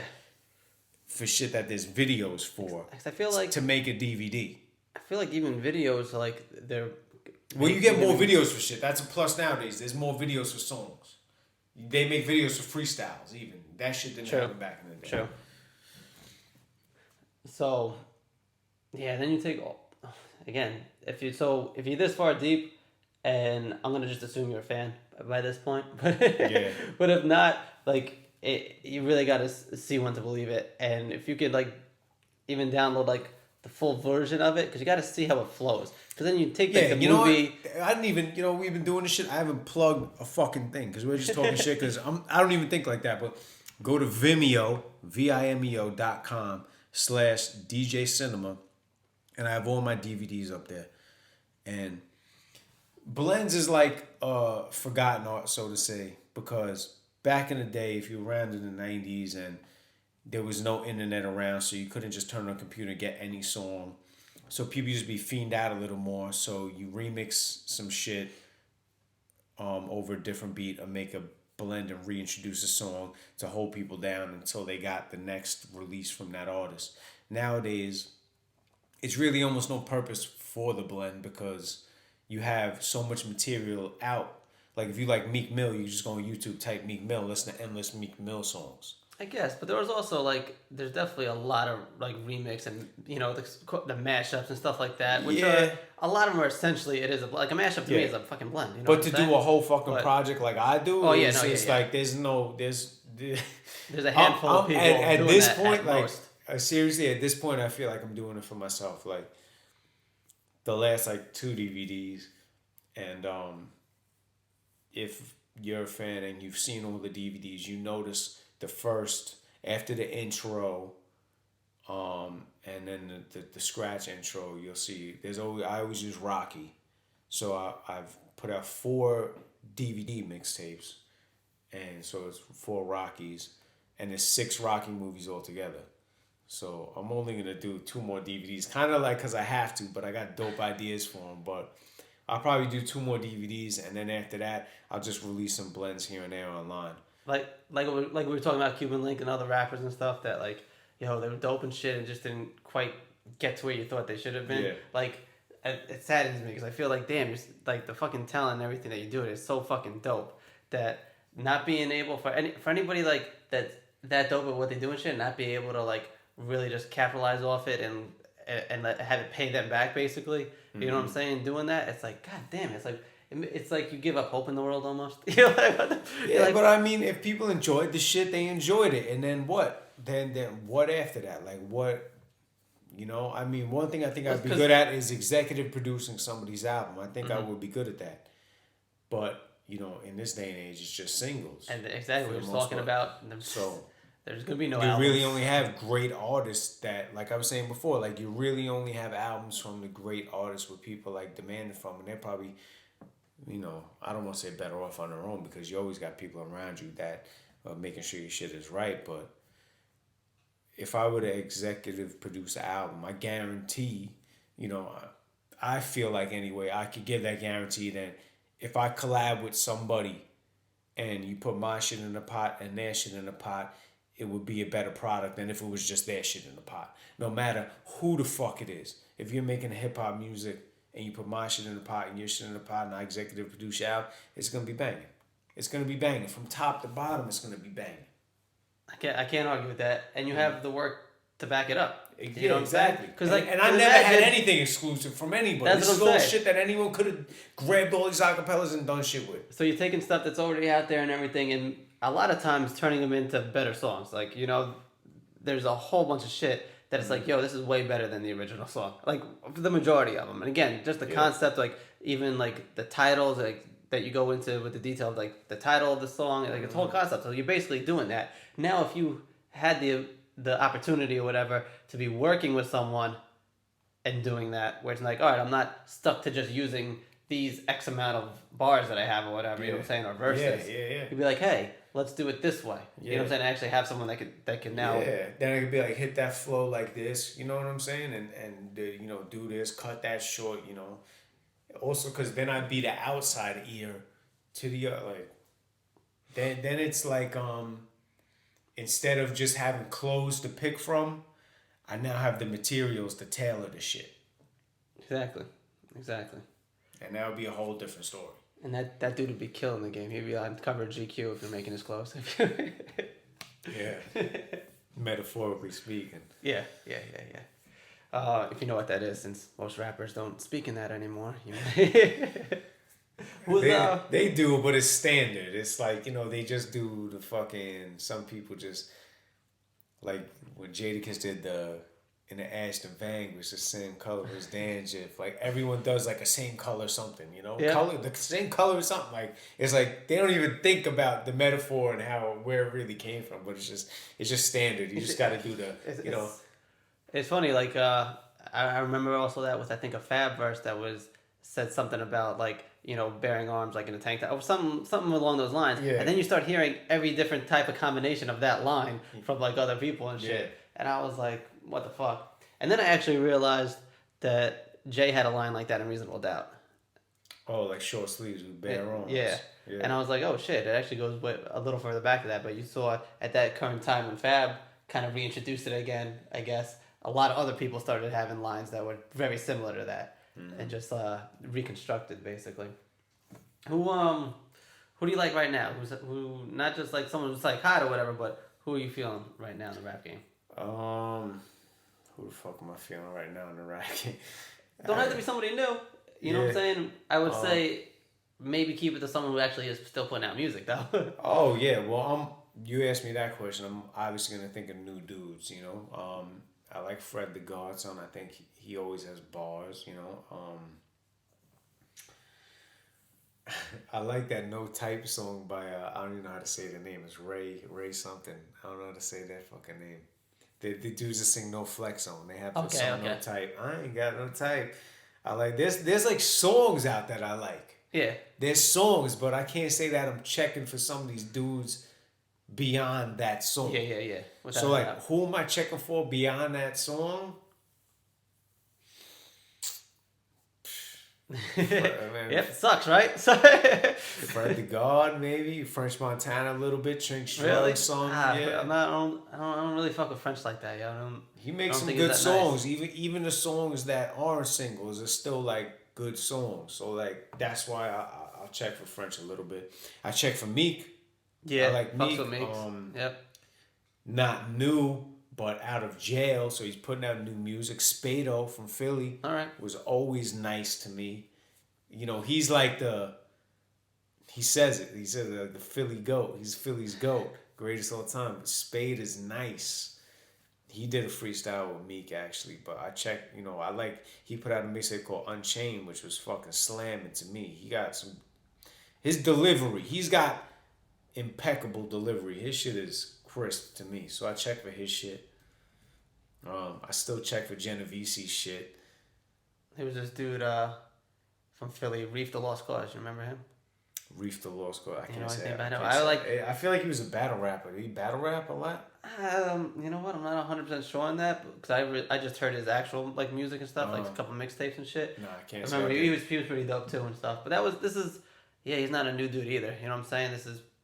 I would have to guess maybe from 2006 or 2008ish. Like, when I started getting hip. Speaking on that era, I wish Stack Bundles was still alive because I was feeling his shit, man. And I feel like that's one dude who kept getting better and better, and he was like, sky was the limit. I feel like that dude kept getting better and better. He was putting out doper shit, and it was about to fucking pop.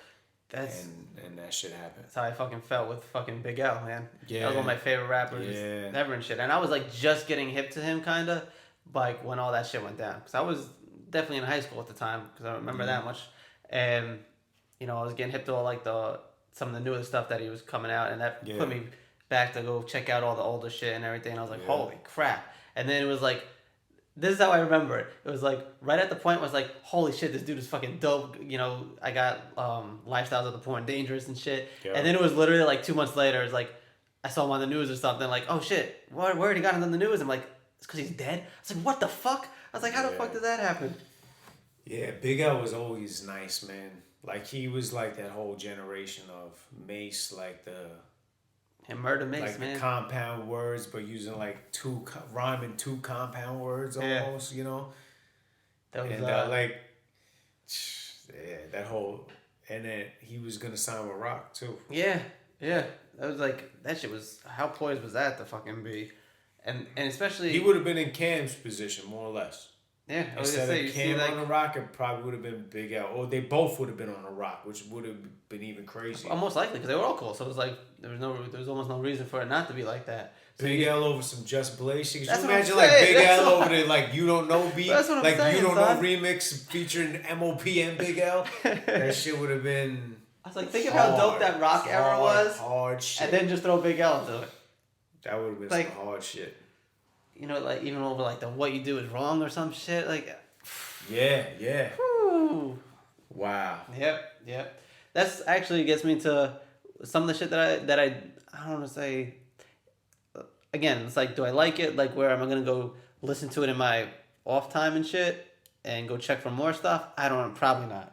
Yeah. That's the difference right there. Yeah, but I'm feeling that. I'm feeling a lot of the DJ Mustard shit. You know what I'm saying? And it might be come from having to play it a lot and shit and stuff like that. Mm-hmm. But there's some pretty dope songs. You know what I'm saying? Like, yeah. I can't be mad. And it also gives me an excuse to play 100 BPM hip hop throwbacks. Yes, so, yes. Maybe I that's agree. why. Maybe it's subliminal why I like it. Yeah. I agree. It's subconscious reason like, it's why like I like finally it.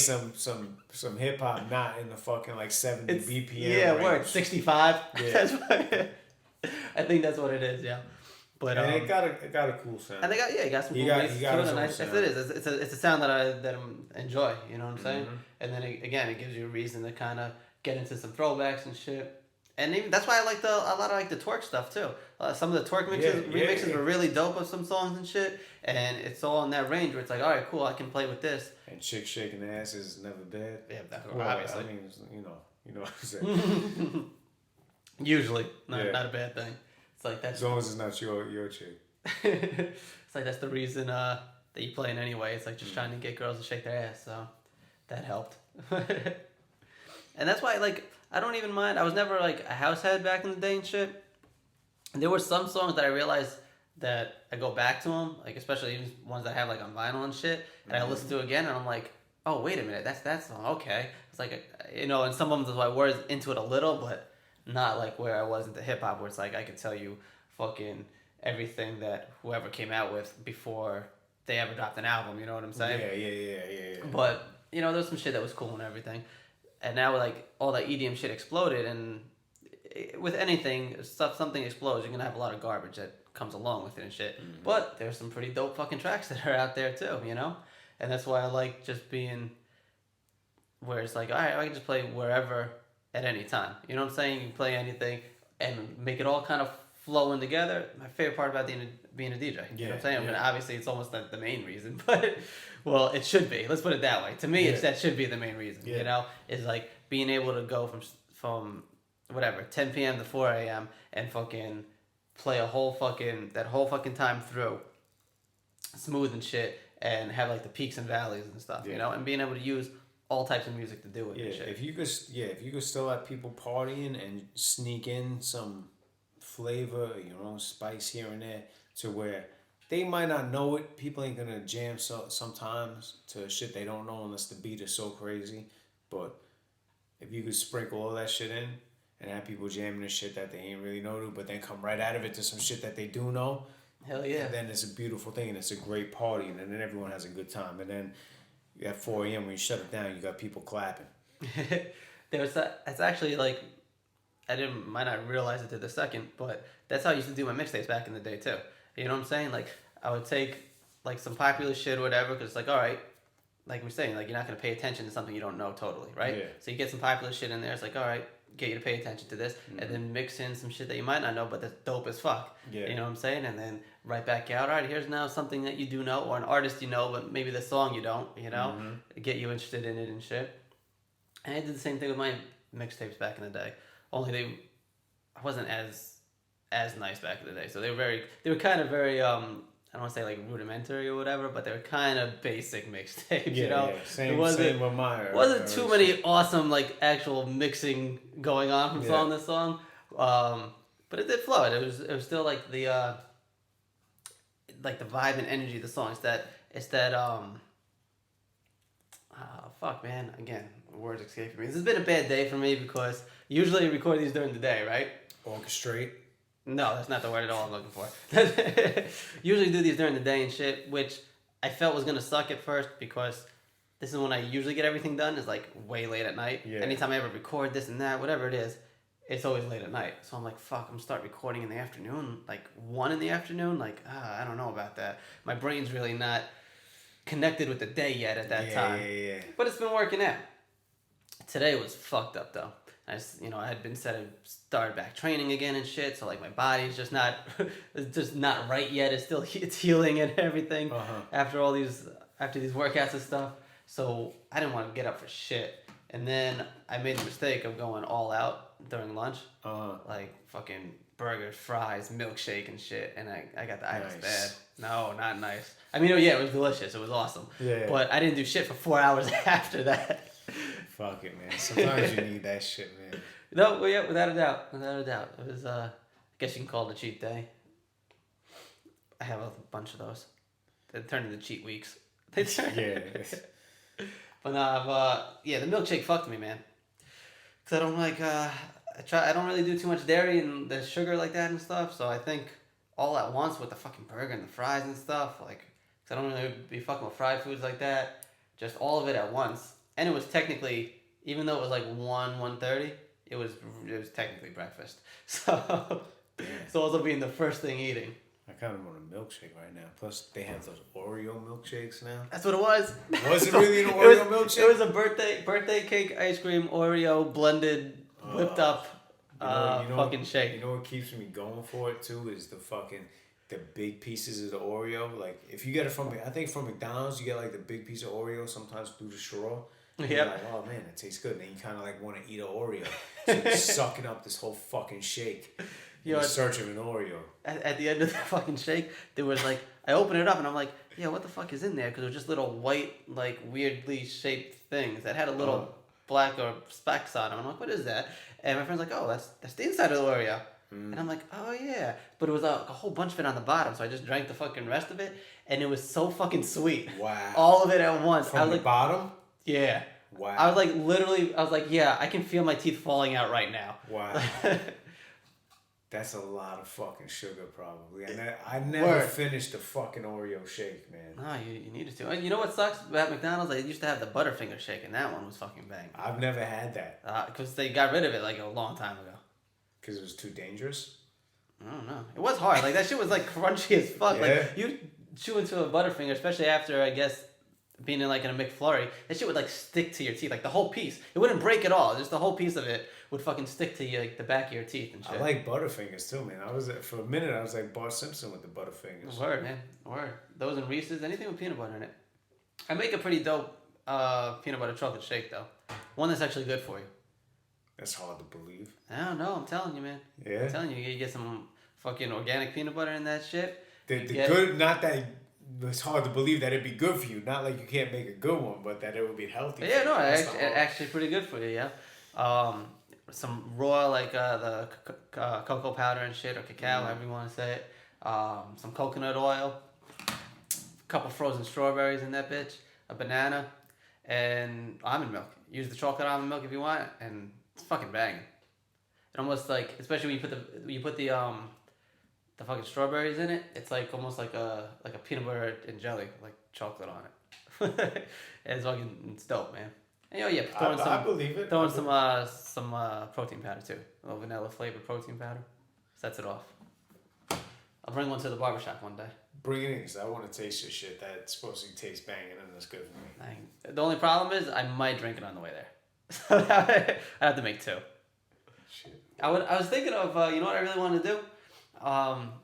Speaking of like not being too sure how I can support myself forever off of music. You might.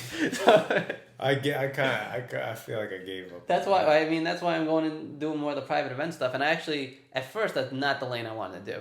Like everybody, I guess, just like if you join a band, you want to be a fucking rock star, you want to fucking, sex, drugs, and rock and roll, or whatever. You may not want to cover Billy Joel songs, but that may be what's paying the bills. You want to DJ in the clubs and stuff, fucking all the groupie bitches and shit, and popping bottles and stuff. Like, that's definitely half the reason why anybody gets into that type of shit. But I really it got to the point, at one point it was like, I do it because it's paying well, you know what I'm saying? And then, I think I've just done so many of them now that I enjoy doing them. And the way that I guess, I'm attacking it is being like, being a club DJ that can set off your private event, you know what I'm saying? So it's not like, and it's like, you gotta go through a process of screening clients too. So it's like, if someone's like, oh, hey, like, me and my wife fucking love country line dances and stuff. I'd be like, maybe you're not my client. You know what I'm saying? Like, I don't mind passing on that. Like, I'm not like out there with like, I gotta get every gig I can get. You know what I'm saying? So you got to get it to a point where it's like you got that flow of clients coming in and stuff and prospects coming in and all that. And that's basically what I'm working towards and shit. So it's like it's almost like best of both worlds. It's like you get to kind of do your club mixing type shit, but you get paid private event money. You know what I'm saying? Yeah. So it's just private events definitely pay better money. It's just staying. It's getting the balance of consistency and getting to that point. Private events will pay more money than clubs, but clubs will be more on the pulse of the people and what's happening now. Yeah. And I feel like that's more of a trial by fire almost, Yeah, without a doubt. But there's still definitely more pressure. Not more pressure, but there's definitely pressure on private events too. Like if you're DJing somebody's wedding. Without a doubt. That shit got to be perfect. Yeah. You can't have feedback on the mic when they're doing the fucking best man speech. Exactly. You become a whole production company at that point. You're entering a whole different realm. Like when people try to book me for a wedding, I tell them like, yo, I'm not a production company. I'm not coming with $50,000 worth of shit and truss and lights and a fucking dance floor and I'm pulling up in a box truck and I'm setting up all the shit. I'm like, I'm not doing that. Like I'll DJ. I got equipment where I could do it and rock the party, but it's not a whole production company. Or if you want to call a production company and just book me to DJ, then that's cool too. Yeah. Yeah. But it's like that shit gotta be right. Exactly. Especially when it's like a wedding or any type of private if you're doing like a fucking Sweet 16 and like they're dropping anywhere from $5,000 to $10,000 on it or something like that. You can't fuck that shit up either. Yeah. You know what I'm saying? Because then you have a problem here. Yep. And the good thing about why I like clubs is just because it's just at the moment. It's today. And it's what got you into it. You know what I'm saying? That feeling of like even being in the clubs back in the day, being like, yo, I want to do that. You know what I'm saying? Like that's one of the things that definitely got me into it. Like and that's when you feel the music. You feel it like the most current shit. Like when people go to the club, they a lot of people got different songs they want to hear, but the majority of the people, it's always that one song that's hot, and you just gotta ring it off right. But if you could really have the crowd rocking with you the whole fucking night and make that 4 hours at that air feel like fucking 10 minutes. It's a beautiful thing. It's definitely But the preparation before that sometimes could stress you out. Like getting everything ready, making sure everything's right, making sure your shit is up to date, maybe trying a couple sets to make your shit creative.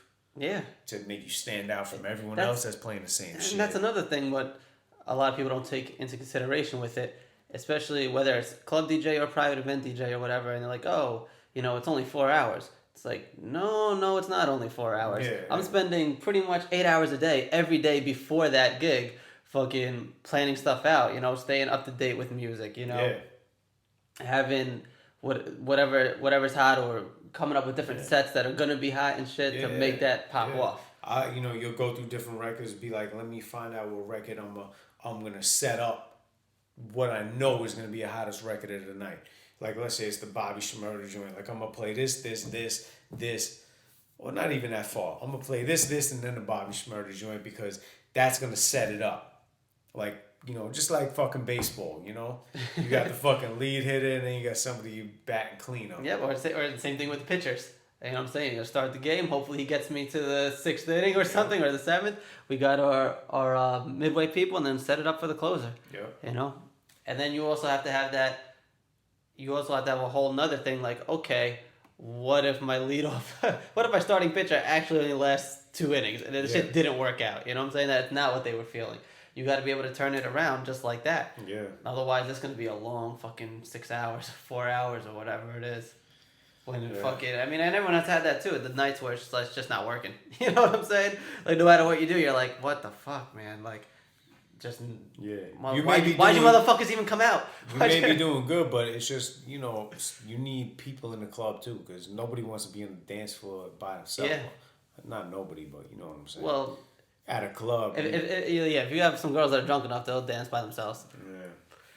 But that's also not going to last for 6 hours either. So it's like, that's the only fucking people doing that, the only people in there. It's going to be a long, long night. Right. Speaking of long nights. Actually, it's kind of fucking early still if you think about it. What time is it? It's only 1:45. It felt like we got... 1:45? Shit. It felt like we got to a late start. Like, yo, my normal day, like, not a gig night or something like that, I'm still not fucking anywhere close to going to sleep till 3. Yeah. Like, I don't even know how it works out. Shit. Well, I'm going to take another bathroom break real quick. All right, let's do that. What's it up? Peace out. Well, not out forever. We're coming back. Anything you want to ask me for the last fucking segment, then we'll do a couple minutes and then wrap it up. All right, back again. Bathroom break number 2 is down. Shit, that's a low number. Usually I'm gotta go all the time when I'm drinking. Well, I was gonna say after you know what it is. After you break the seal, it's a wrap. Yeah. Every other sip, you're like, ah, shit, I have to go to the bathroom again. That's right. And for the record, we're at my crib. We're in my house. We're at Trackside Tavern. You know what I mean? I was actually gonna say something about that. I was like, yo, I like this setup. Yeah, we got a bar in the dining room, man. My dining room it's not a dining room table. We got the bar set up. It's a lovely setup. If you follow me on Instagram at DJ Cinema, you could go find it. I should have been plugging more shit. I feel like this whole time. We usually do I just kind of save it to the end because I was just about to open back up with saying how whatever I think about during the break, like to come back to and ask you and shit like that, I'll forget as soon as you get back, pretty much. Yeah. Like I'm really bad. Somehow I got really fucking bad at retaining. Like my memory sucks, yo. And it was never that fucking bad. Now it's just like I don't know. Maybe I'm just getting old or some shit. You're doing a lot of shit, man. You got to start writing shit down straight up. That's it. I've started actually. I have little to-do list type things. Tell Siri to make a note. That's what I do. I tried that, but then I even kind of forget to do that sometimes. Or because this is what happens. You know what it is? Fucking technology. I open my phone to do that, and then there's so many other things that are happening on it that I go into that. I get lost in that for an hour. Yeah. I shut it off, and then I'm like, wait a minute, what the fuck? Why did I open that? I was supposed to do something. I can see that. That shit happens all the fucking time, yeah. And it happened with it happens almost every podcast. We're done with it, and I'm like, oh, I didn't ask this. We didn't talk about this. There was a whole one that we had where we went to start with a certain subject. It was actually, you can go to school in Germany for free now, even as an American citizen. I didn't know that. Yeah, and even before that, it was dumb cheap. It was the equivalent of $600 a semester or some shit. And there's a few other European countries that are like that, where the school's basically free, even not just for their citizens. So we're like, yo, we were gonna talk about that. We totally didn't talk about it at all. About halfway through, an hour and a half into it, we're like, oh, we were actually going to start with such and such topic. And then we actually never even brought it up after that. Went on tangents and finished the 3-hour podcast never touching that subject.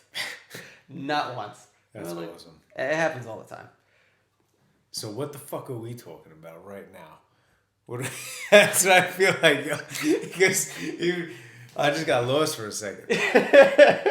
Because we were talking about getting lost and you know what? Got lost. Yeah, exactly. Yeah. This is what it was. It was about making a living with music, basically. That's where we were at. Yeah, and other All right. and other ideas I had of stuff that interests me. I was like, that you could have a living with that doesn't involve music, because that might not happen. So, it was doing like a food cart, but I wanted to do it with just coffee and smoothies, and having something that's like healthy for you and stuff, that's like really good and shit, and selling that. But then I was like, nothing about me wants to like drive to a spot at 3 a.m. and open at like 4 or 5. Because if you're doing coffee, you got to be there in the morning for people. You know what I'm saying? Yeah.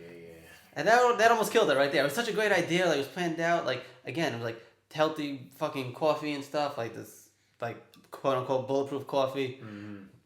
Doing like smoothies too and stuff that you could do for lunch or whatever. You could do that for in the morning. And it just seemed like a really good idea. And then I was like, yeah, but I got to be up at 3 a.m. It's like, I don't know about that shit. It's like it works because I'm already up at that time, but then that means I would just never sleep. So I just need to be a 24-hour cycle. For a different reason. You're out because you're fucking DJing, right? That's what I'm assuming. Well, even on just regular days, it's like I'm not going to sleep till 3 a.m. anyway. So it's like technically I'd be up at that time. So if I had shit to do, I could still be up. And maybe like there's those days you get home at 6, 7 a.m, but now you're actually like going to work at 3 a.m, and it's for the whole day. It's not like you're coming home at 7. Yeah. Because you got to be out there basically for lunch too. For dinner. I didn't really think I'd be out there like that. I don't know. No. Not for smoothies, right? I'm trying to get coffee and smoothies for dinner. No. Well, definitely not coffee. Yeah. But then again, there's some motherfuckers that drink that shit like it's water. I don't get it. I was never even a coffee drinker like that. Like, not until I got put onto like that, like I said, that bulletproof coffee shit, and really like I was like, holy shit, you get a lot of fucking energy out of this, and it's not like coffee energy where it's like you're like jittery and shit, and it lasts for like 25 minutes, and then you kind of have a crash and stuff. It's like it's nice sustained all day energy, and I was doing it on days that first day I ever did it was when I had a DJ gig, a private event out in like Montauk, which is like 2 hours away, and it was like it was an afternoon start. But, I have to be there 2 hours early. It takes me 2 hours to get there. I got to leave an hour or so before that just in case fucking traffic or anything. So I'm starting at like 8 a.m. And I know I'm not going to eat shit until hopefully when dinner's served at this event, which was like 5, 6 o'clock, So I did this fucking coffee thing. It's fucking coffee with grass-fed butter, coconut oil, and some stevia for flavoring and shit. Blended it all up, took it with me, and I was good the whole fucking day. Like, you had like a nice focus talking about forgetting shit. Like, my mind was on point too and everything. Oh, yeah? Yeah. Like, I was on point and shit. Fucking, it's so weird too. Like, a lot of times it'll happen when I'm DJing and shit. Someone asks for a song, like, oh yeah, I got you. And then it'll totally throw off the 3 that I wanted to play next or something like that. Yeah, or to be vice versa, where I have what I was going to play, they ask me something, and then I turn back around and I totally forget what they fucking just asked me for. I'm like, all right. That happens with fucking birthday shout-outs and shit. Too much. So anyway, this was just real good to have it. So I was like sold. I'm like, all right, you got me. I'll keep making this shit. So fucking usually just days that I have to work my not DJing job is when I have it. Other days I'm just like fine. It don't matter because to me it's like I don't have to be on point like that. I don't have to have a whole bunch of energy. It can just be a regular day. It doesn't matter. But that shit works. I was like, yo, I could just sell that shit out of a fucking truck or a van. Because I'm playing around with it. It's just the hours. The hours is what's But maybe it's like, I guess it's also not one of those things where you can't outsource it right away. You know what I'm saying? Nobody starts with a franchise like with the first one. You got to put that blood, sweat, and tears into it. Food truck franchises are there? Who the fuck knows? But I'm just saying, like, you can't just start it and hire someone to work in it. You know what I'm saying? Right away. You have to kind of build that shit off your own. Because they're handling cash, so why? Not just that, but it's also like 10 sales a day to make an extra like $50 to $100 a day. And it's a certain like a recipe too that has to be followed. Like, Get I've it. been doing it for so long, like I kind of have it down when I know what you can get away with and not, and this and that, what goes well. A new person is just gonna be like, if it's like someone at McDonald's working, basically, they're not gonna give a shit. It's not the same to them. So yeah, I don't have it in me to fucking to be in the cart. That's the other thing. I have great ideas for shit, but like someone else needs to go do it. Like, yo, can I just sell you my idea or something? Give me like 5%. That's all I give. It'd be like a Shark Tank, but for I'm not gonna give you any money to start your business. I'll just give you the idea to go start this. You already have some money. You don't know what to do with it. Here, go do this. Ideas for Shark Tank. What? Ideas for Shark Yeah, Tank. yeah, right. It's actually I don't know if you're hip to that show. If you watch it like that, but Nah, it just I happens know to be on about a lot. I know about it, but I catch it a lot because it watch it. happens to be on. Because I don't really be watching TV like that. I feel actually I'm looking for a place now for an apartment.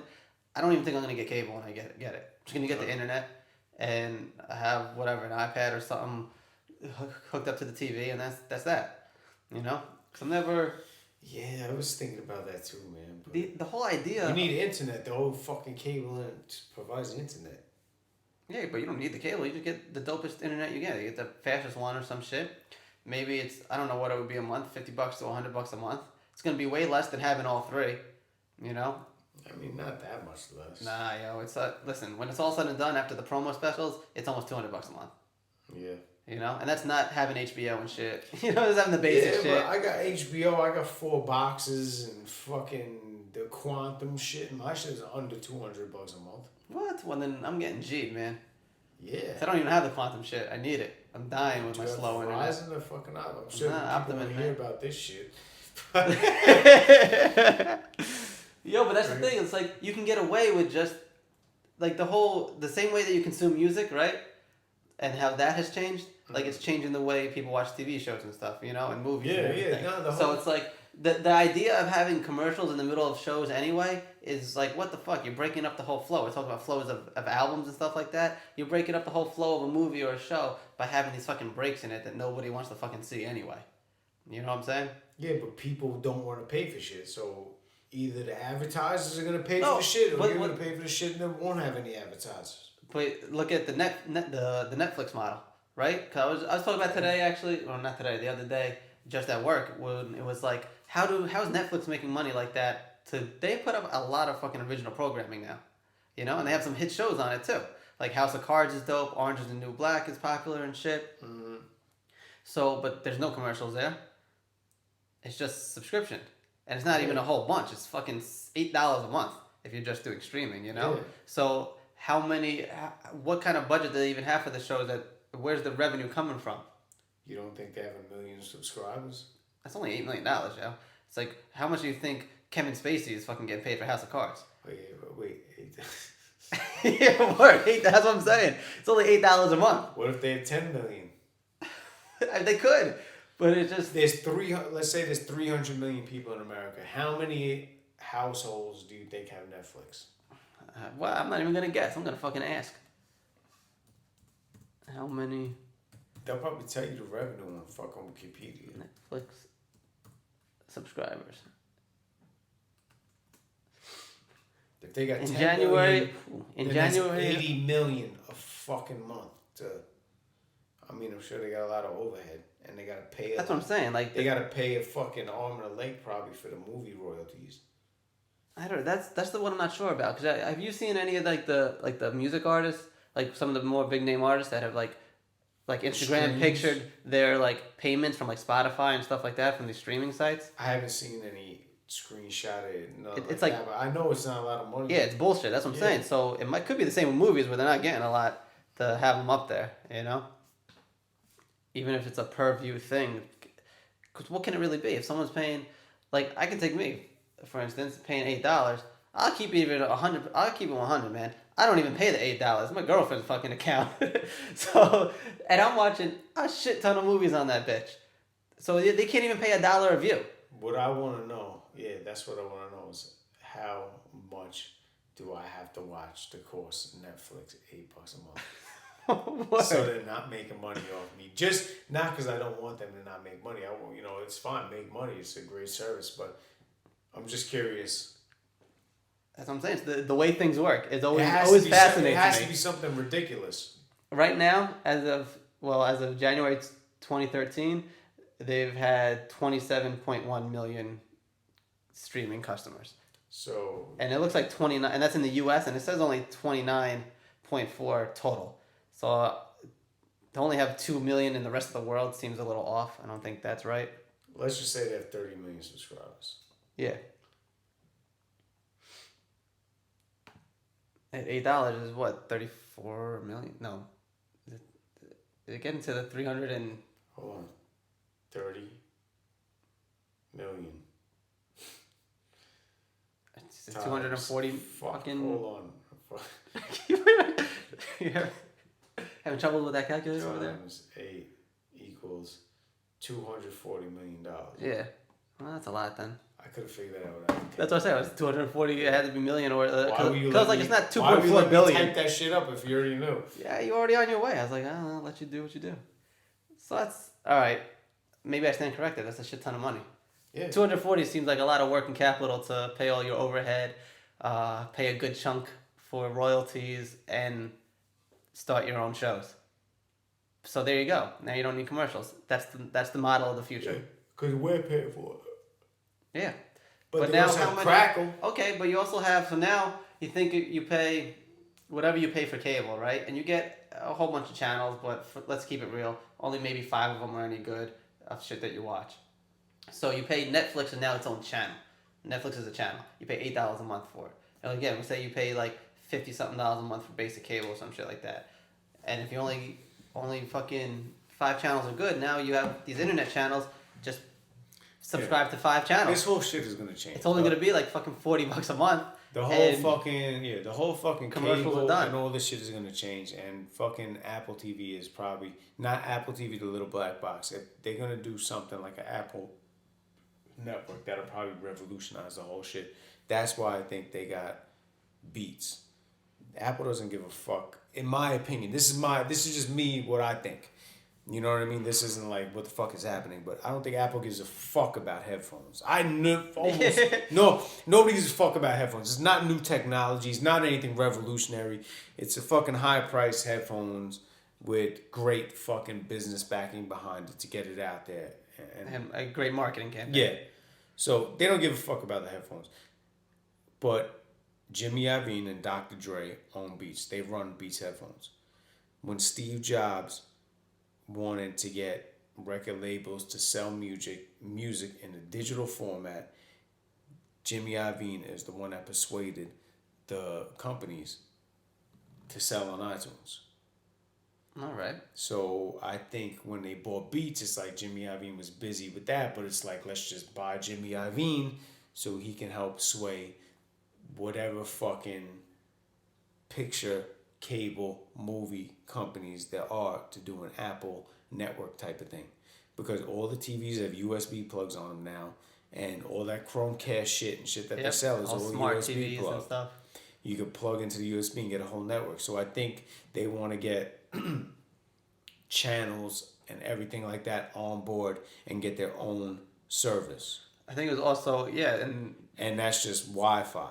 Beats has also, they had like their own kind of like iTunes type thing too. That's another thing. So you canceling that shit out, but also there's definitely going to be some technology in there that they can use. You know what I'm saying? So you're keeping that too. I mean, that's how, if you think about like how Mark Cuban made his shit, like it wasn't, they didn't buy out his company to fucking like run his company. They're like, oh, your technology is awesome. We're buying out your company to have that. Because it's included in it, and then they use it for stuff like, I think like that's how like fucking YouTube would come along. They'd already had video stuff like that too. Like his type of shit was kind of ahead of its time. So like they bought it out and they're like, all right, now we can just use that in the way that we want to use it. Yeah, they buy technology.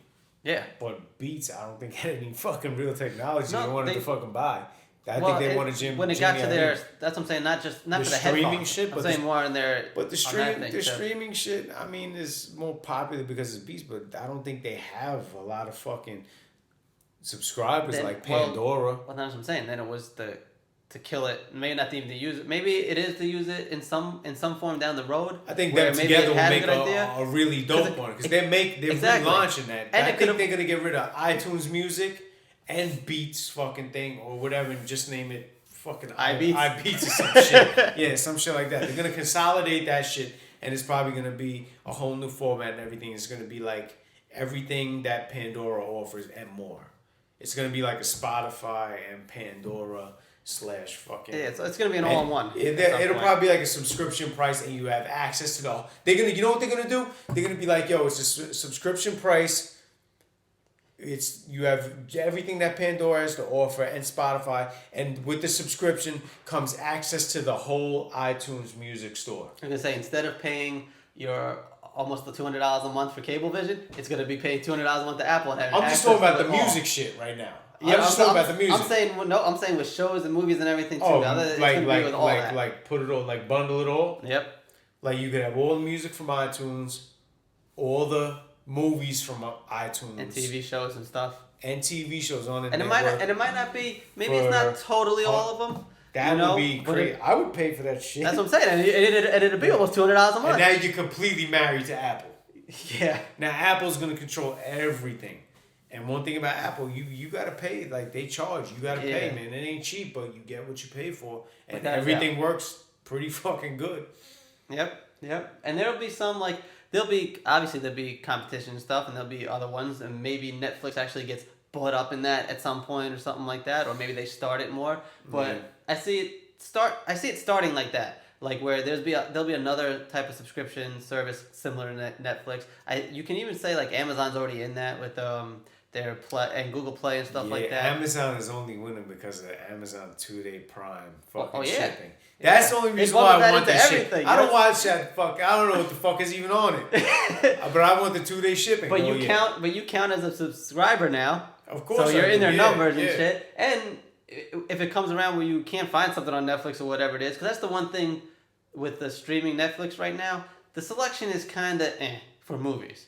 You know, the movie selection it's very iffy. There's really nothing too great or too new on it. Or especially not that combination. If it's new, it's probably not that great. It is awesome for TV shows though. Yeah. You catch up on that shit. They have a lot of those on it, and it's really for House of Cards. It's worth $8 a month. To be honest, I guess once you get done though in a week, you're like, well, why should I still pay you $8 a month? But it's just so easy, and I think that's what it might start with first. It'll be a few more that are like that, and you can pick the ones you want to subscribe to, and that'll replace basically your cable bill. You know, and that's what I'm thinking of doing anyway. Because why do I have to be home on Tuesday at 7:00 to watch the show? Like that's done. Yeah. You know what I'm saying? Yeah. And then again, to get it broken up in the middle of watching it with bullshit that doesn't matter. You know, you're breaking up the experience of watching it. Like fucking directors must fucking cringe and hate that shit. You know what I'm saying? They're hell yeah. So now they can do pretty much what they want. They directed around the breaks though. And but that's not what they wanted to do, especially with movies. If you're taking movies and putting it onto fucking TV and breaking it down. I don't think they give a fuck when it trickles down that far. Like you would with one of your fucking mixtapes. At a point, you'd be like, that's not how I intended that. Everything you put into it, you'd be like, that's not how I intended people to listen to that shit. But still, it's on a network for free for a lot of people to show. It's like it being on I don't know.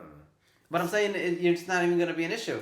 Because it'll just be out there on the streaming thing, and it'll probably change the way shit is rated too. Not that it'll change the rating, like something that used to be R is now going to be PG, but it won't matter where they don't have to edit it, make the stupid edits like they do on TV.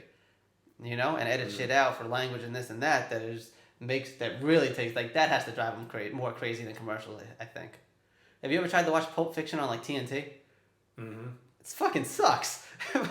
It's fucking terrible, and that's an awesome movie. And if you ever, it seems like censorship is kind of fucking fading, though, man. It doesn't seem like you would think people are as concerned with censorship as it. I think it's more because censorship is just for the children and raising home, and I guess it's a quality of life thing.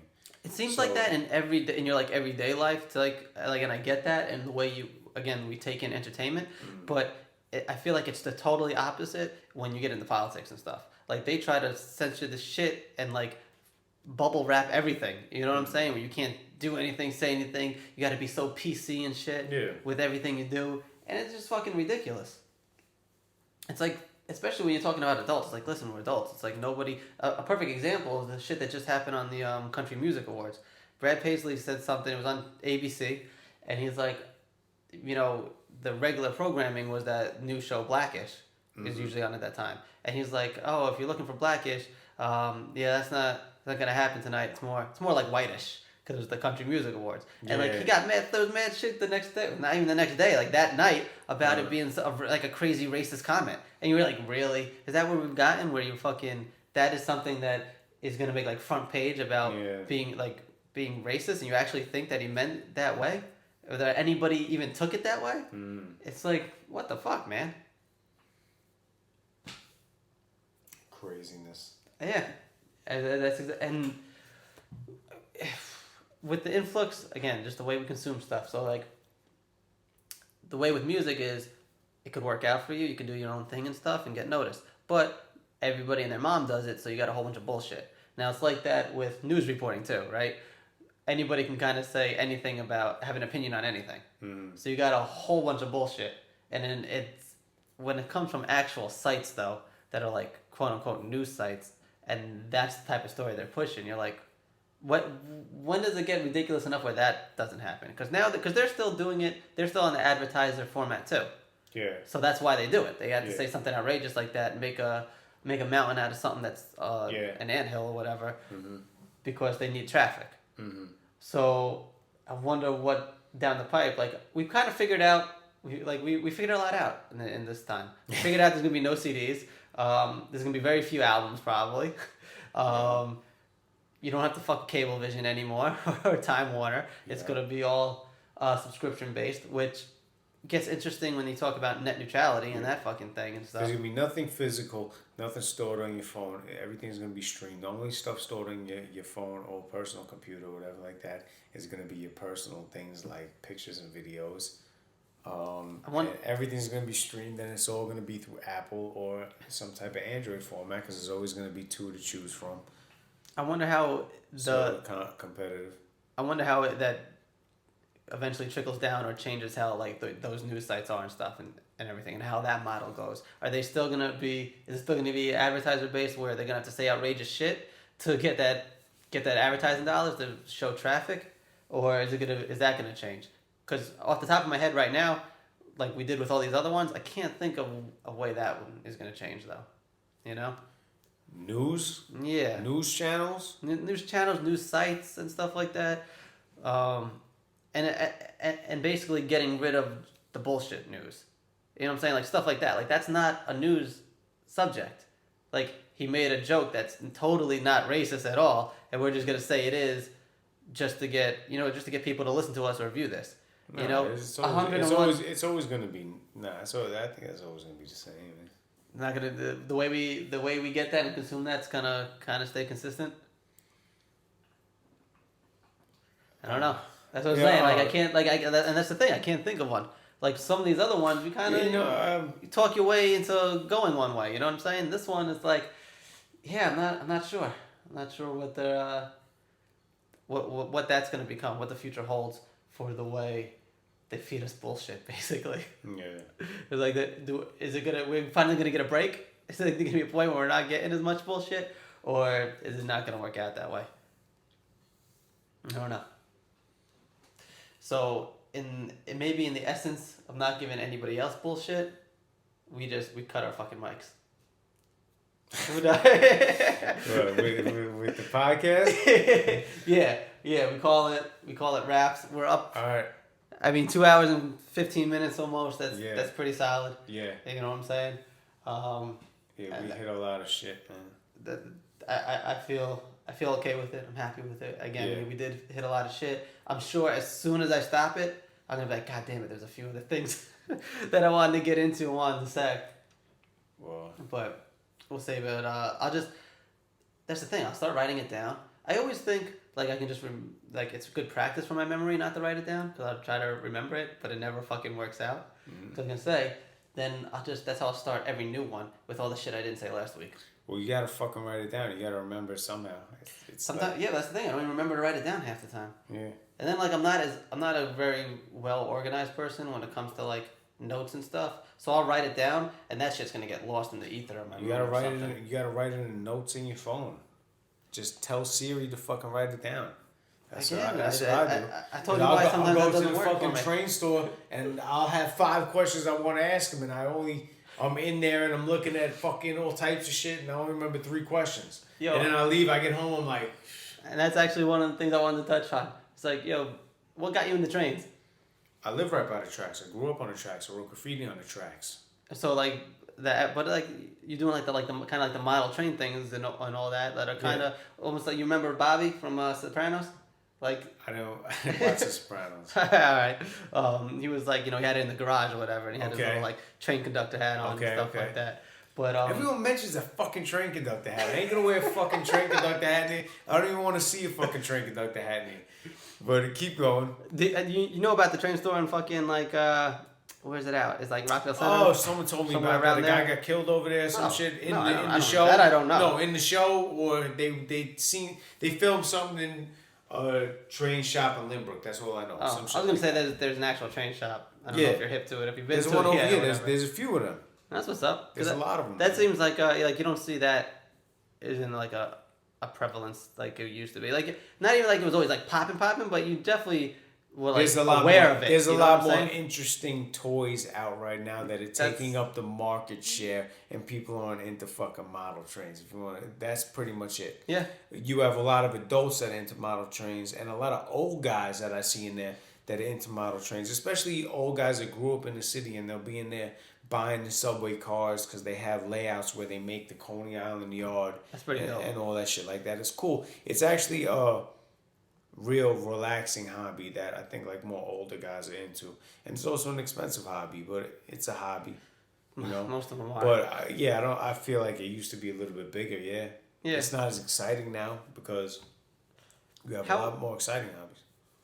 Do they, talking about like having like, I guess just the way technology is, and then more exciting toys out. There's no like, is there like any turbo boosting trains or anything like that? Did any of the technology get down where it's like, did they make a loop-de-loop one yet? You can do like a loop in it? Loop-de-loop fucking train? I don't know. I know they have loop-de-loop track, the slot cars. They have slot cars loop-de-loop. They have ones that jump off the track and land on it, but there are no loop-de-loop trains in real life, and I feel like most people that do the model trains want to make like a real-life type of model. Yeah, Like, no, I agree. I've seen, like I was watching some videos where it's like, guys have whole airports. Is there a monorail type one?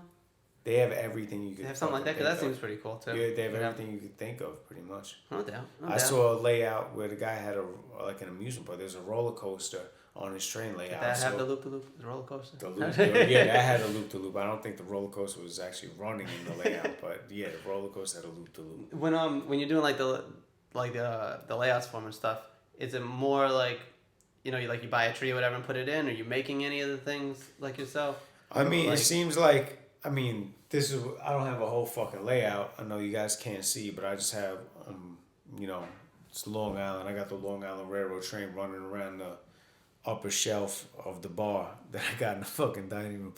But guys have like 10-foot tables, and they have layouts, and I think the guys that are more serious do build it themselves. Kind of because paint it themselves, a lot of that stuff shit like that. is expensive. Very artistic too. Yeah. So you have people that build it themselves at, paper mache mountains and a whole bunch of shit. I'm sure they buy a ton of shit, but they also make a lot of shit themselves. No doubt. I thought that because I remember coming to the barbershop and seeing like the video up, and at first I was like, this is the weirdest thing I've ever seen in the barbershop. Yeah. I was like, what's going on here? But that's what's up. It's cool. That's how I feel like. When you talk about it being a hobby and everything, and relaxing you and stuff, you get to chill and everything. Yeah. You need that. It's like mind clearing time. Yeah, it's just a fucking project. It's like a fucking mixtape. You know what I mean? Like I got a vision for this whole shit in here. And you know what? It's gonna be dope when you pull it off too. Because I know, again, just putting that it's gonna be care money, and attention to detail and the stuff. If you're doing it half as well as you do some of the mixtapes, it's gonna look fucking crazy in here. But I like the way it is right now. You know what I mean? I might just be. This is where I record all the time now. I'm just gonna invite other people over. All right. Just let me know, man. This is a whole fucking show too. Word. But right now, Well, that's what's good. Well, actually, when I get into my own apartment, it'll be straight. Yeah, no, but you could do it here. You could do it here. Just Oh wait, so it's actually on the track right now around here. Yeah. Oh shit, I couldn't even see it from this angle. Oh, yeah, that's dope. well, I had the other trains. You actually still record this. I don't think. Yeah. Do you think they want to hear this? Yeah, shit? it's kind of cool. Yeah, I mean, it sucks because you can't see it, Yeah. but there's shelving that's going all around the room, Yeah. and the train was just up there, and so I just thought it was just up there chilling. No, But no, the track's up there and it goes all around the room. Yeah. This is how you should end it. Yeah. Well, it actually goes louder. And that's with the remote control. It's pretty dope. I hope nobody has like in-ear monitors on listening to this. Hate us. But We'll yeah. wrap it up. Yo, DJ Cinema, DJ Trackson, OnTrack with Traction. I was gonna say, tell them everywhere is DJcinema.com.